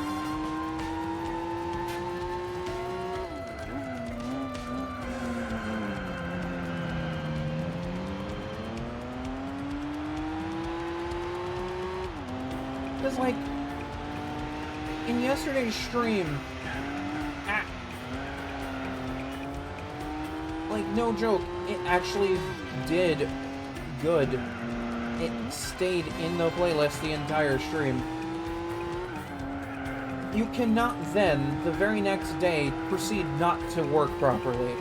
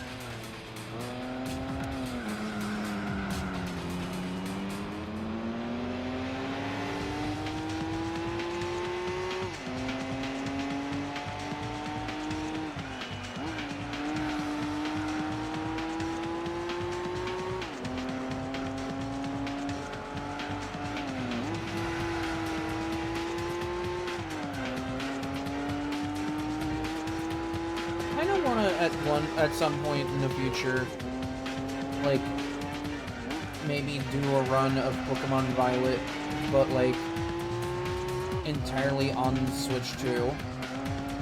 Because I want to see how the Switch 2 handles the entire game. Because we've seen how the Switch 1 handles it, and it's not well.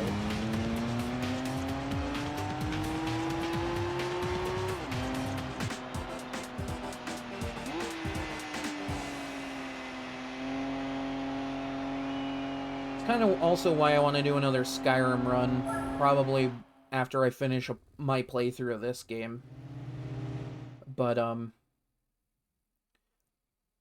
because I have the Switch version, and I'm able to play it on the Switch 2. It would be nice if they gave it a Switch 2 upgrade that, you know, is hopefully free. It's one of my biggest peeves with, how Zelda handled it.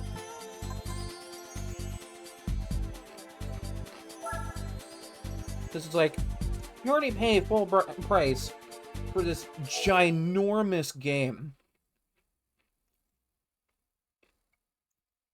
But no, you know what? Pay an extra $10 for double the frame rate. Like, did you just seriously lock a higher frame rate behind a fucking paywall?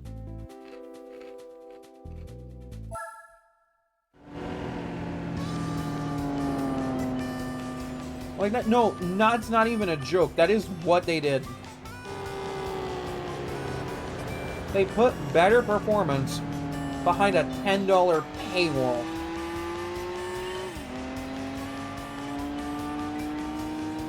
Like, $10 isn't a lot, but that's still really silly to me.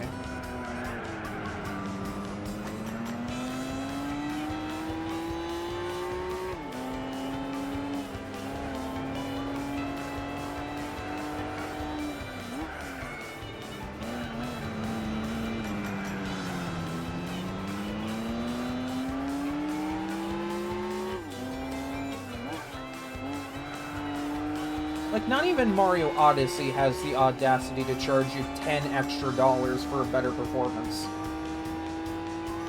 It just performs better for free.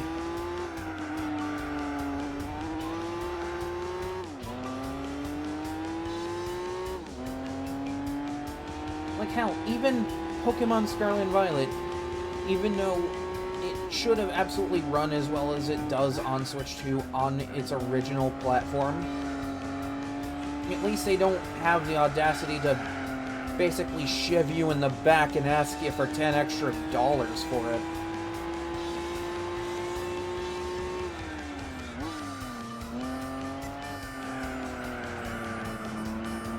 Like, I hate to describe it like that, but that's what it feels like. Like, fuck's sake, I think originally Breath of the Wild and Tears of the Kingdom on their own are like, I think $60 a pop, maybe more. And they just bump it up to 70 because, you know, Switch 2. Like, oh wow, it plays at twice the frame rate and loads everything faster and smoother and just overall looks cleaner. Yeah, behind a $10 paywall.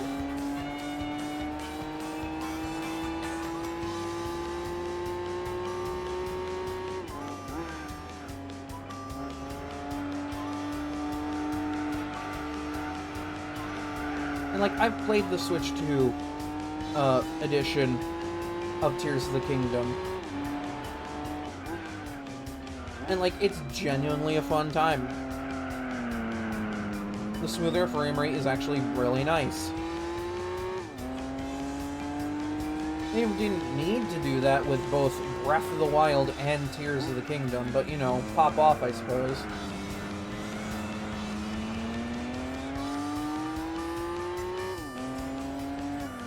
But I think what the biggest slap in the face is about that entire thing, and I think I need to double check before I say it's like an official thing, but I remember hearing somewhere that the Switch 1 can handle the Switch 2 edition of Breath of the Wild and Tears of the Kingdom, like frame rate and everything. Like, it can handle it.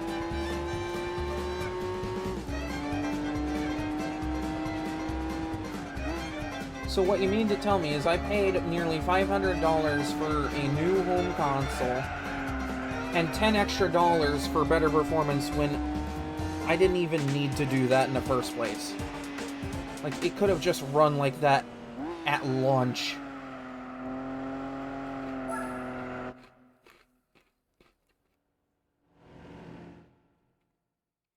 This is why I have such a problem where people are like, oh, you see how Pokemon runs on Nintendo Switch 1? That means nothing runs well on Nintendo Switch 1, right? That's not actually correct. Just because, like, Pokemon is terrible at, like, fucking optimizing the game is not an indication of how other games play on the console. Like, Skyrim doesn't play well, but Skyrim's never played well. Like, on anything.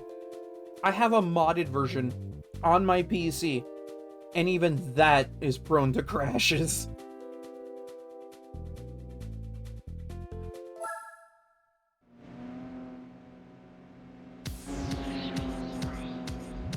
I know we just heard this one earlier, but, like, because I had to restart the playlist, I don't care. It's a good song.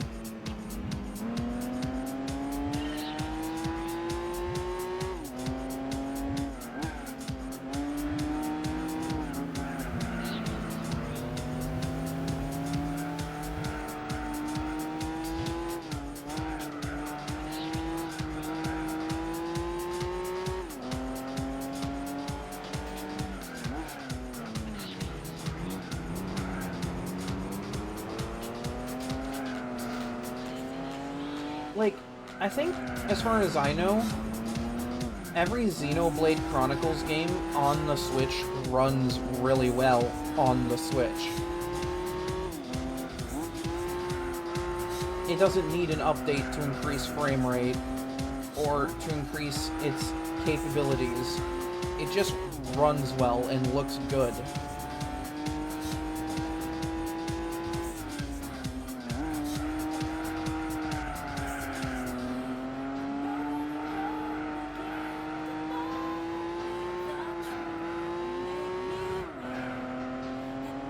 Like, I feel like at that point, the performance issues of modern Pokemon games isn't any fault of the console it runs on, it's a fault of the people who make the games.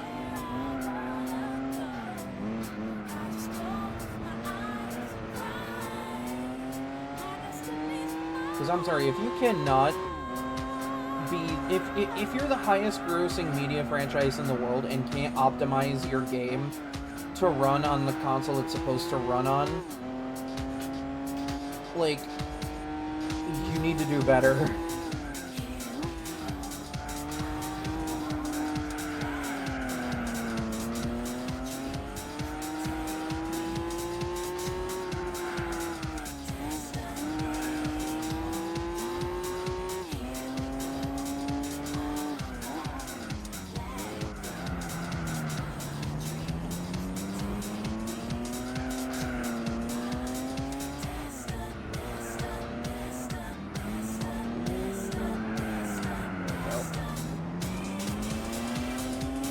Of that nitro boost to get off that corner a little better.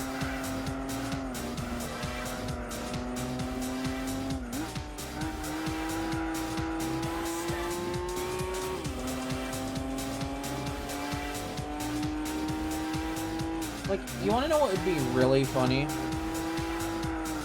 Is if Pal World, for example, were to just release on, like, say Switch 2, and it just runs better than Legends ZA, for example.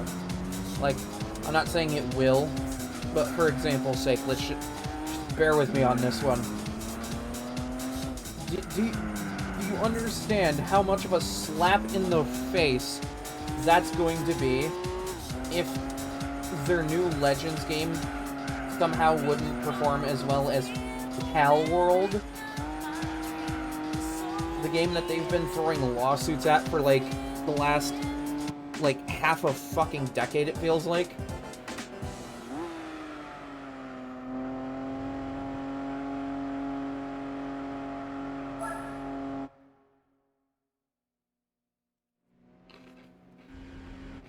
I know it's been more like the last couple of years, but I wanted to exaggerate because, you know, humor's sake.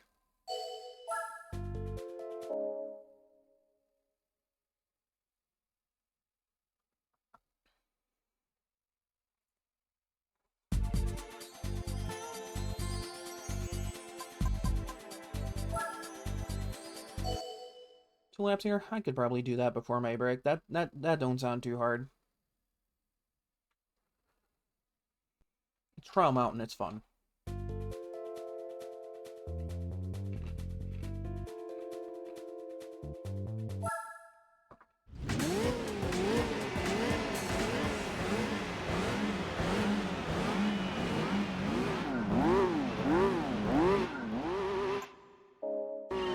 There we go.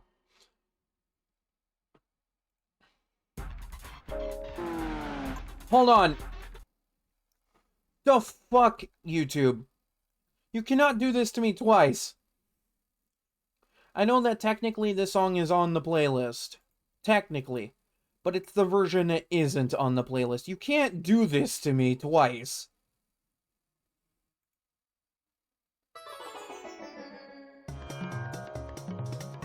Fucking hell. You can't do this to me twice, dude.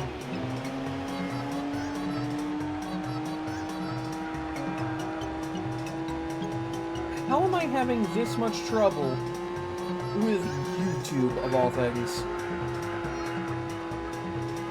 That is twice, and I haven't even had my break yet.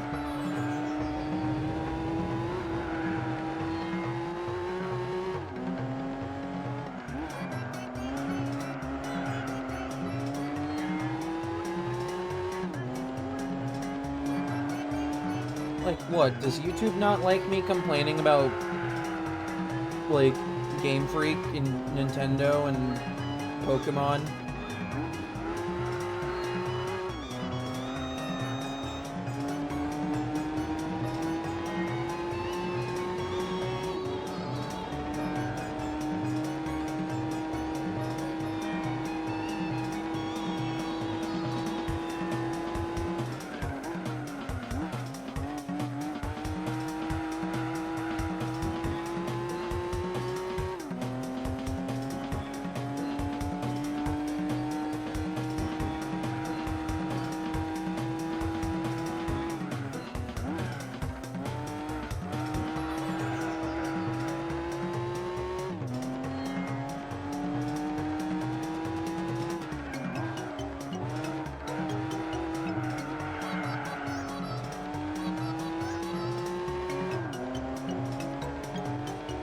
Christ, the first lap hasn't even ended, and I've gapped by 8 seconds.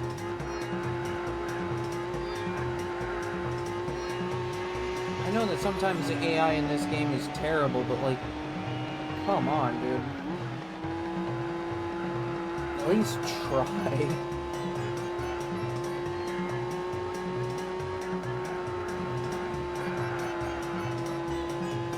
It doesn't help that I literally over-prepared for every race that I've entered.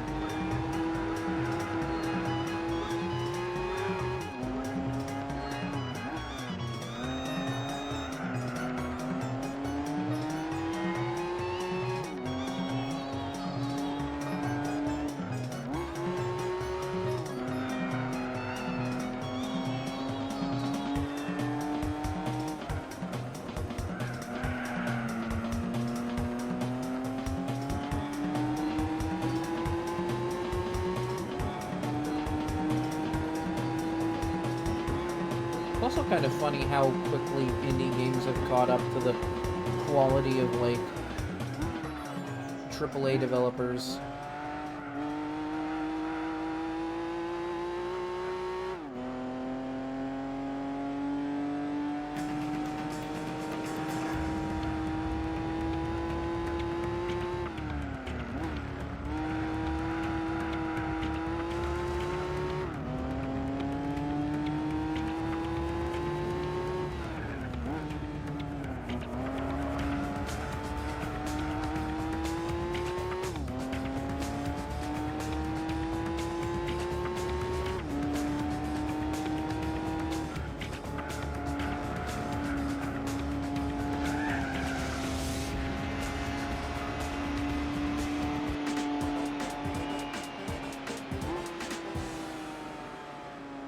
Wow, that was really easy.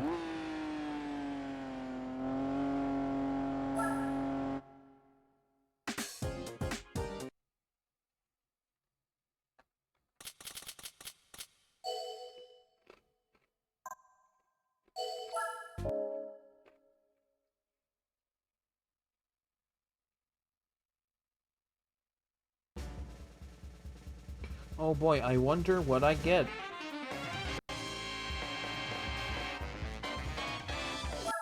That's actually pretty cool, I won't lie.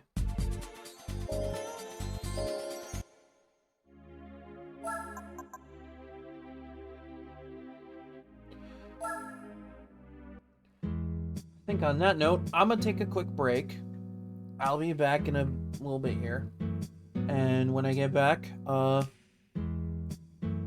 just do more of this.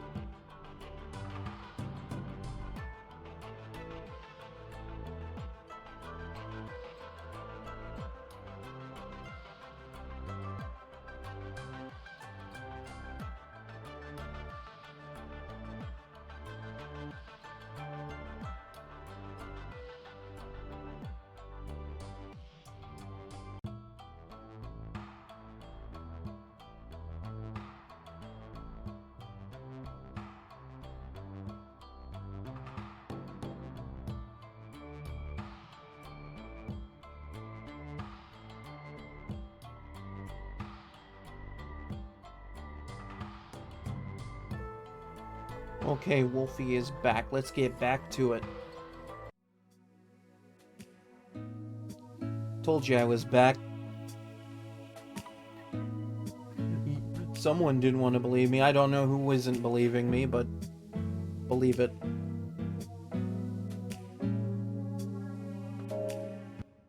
Okay, I wanted to check something.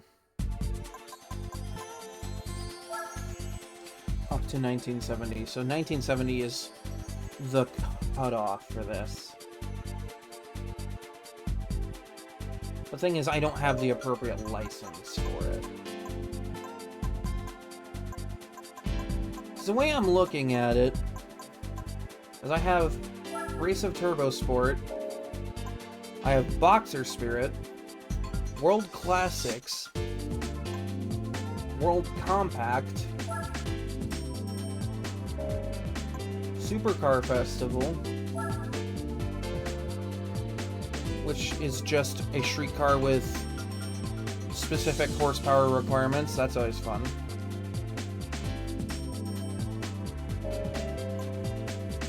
And Gran Turismo World. Oh! You need to win all beginner and professional events first to participate in this event. Okay, so it is just beat everything before it first. That's interesting. And actually kind of cool, honestly. It means you can't cheese this game. I mean, you can kind of cheese it, but it's kind of not the point here.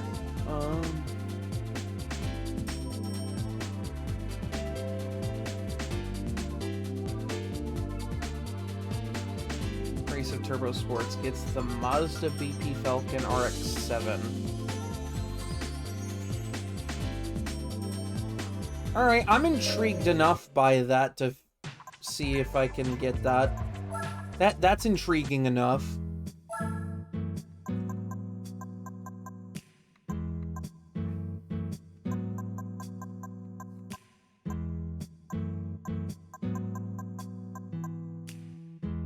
Oh, okay, there we go. That helps. Wait, this truck is supercharged? Since when?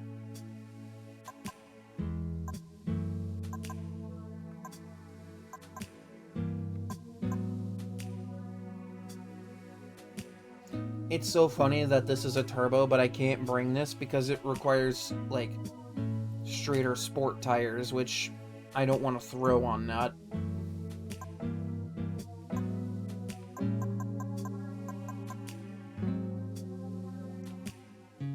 Oh dear God, I'm actually considering this.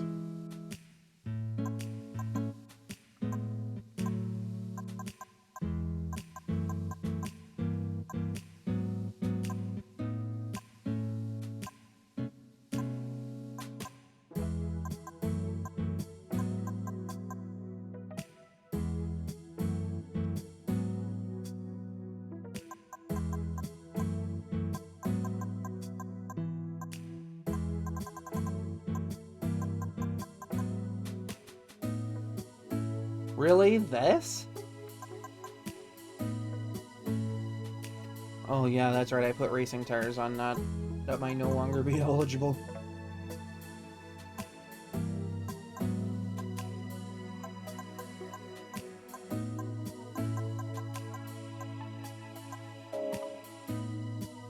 I might need to look for a new turbo car. Let's check out the used car showroom.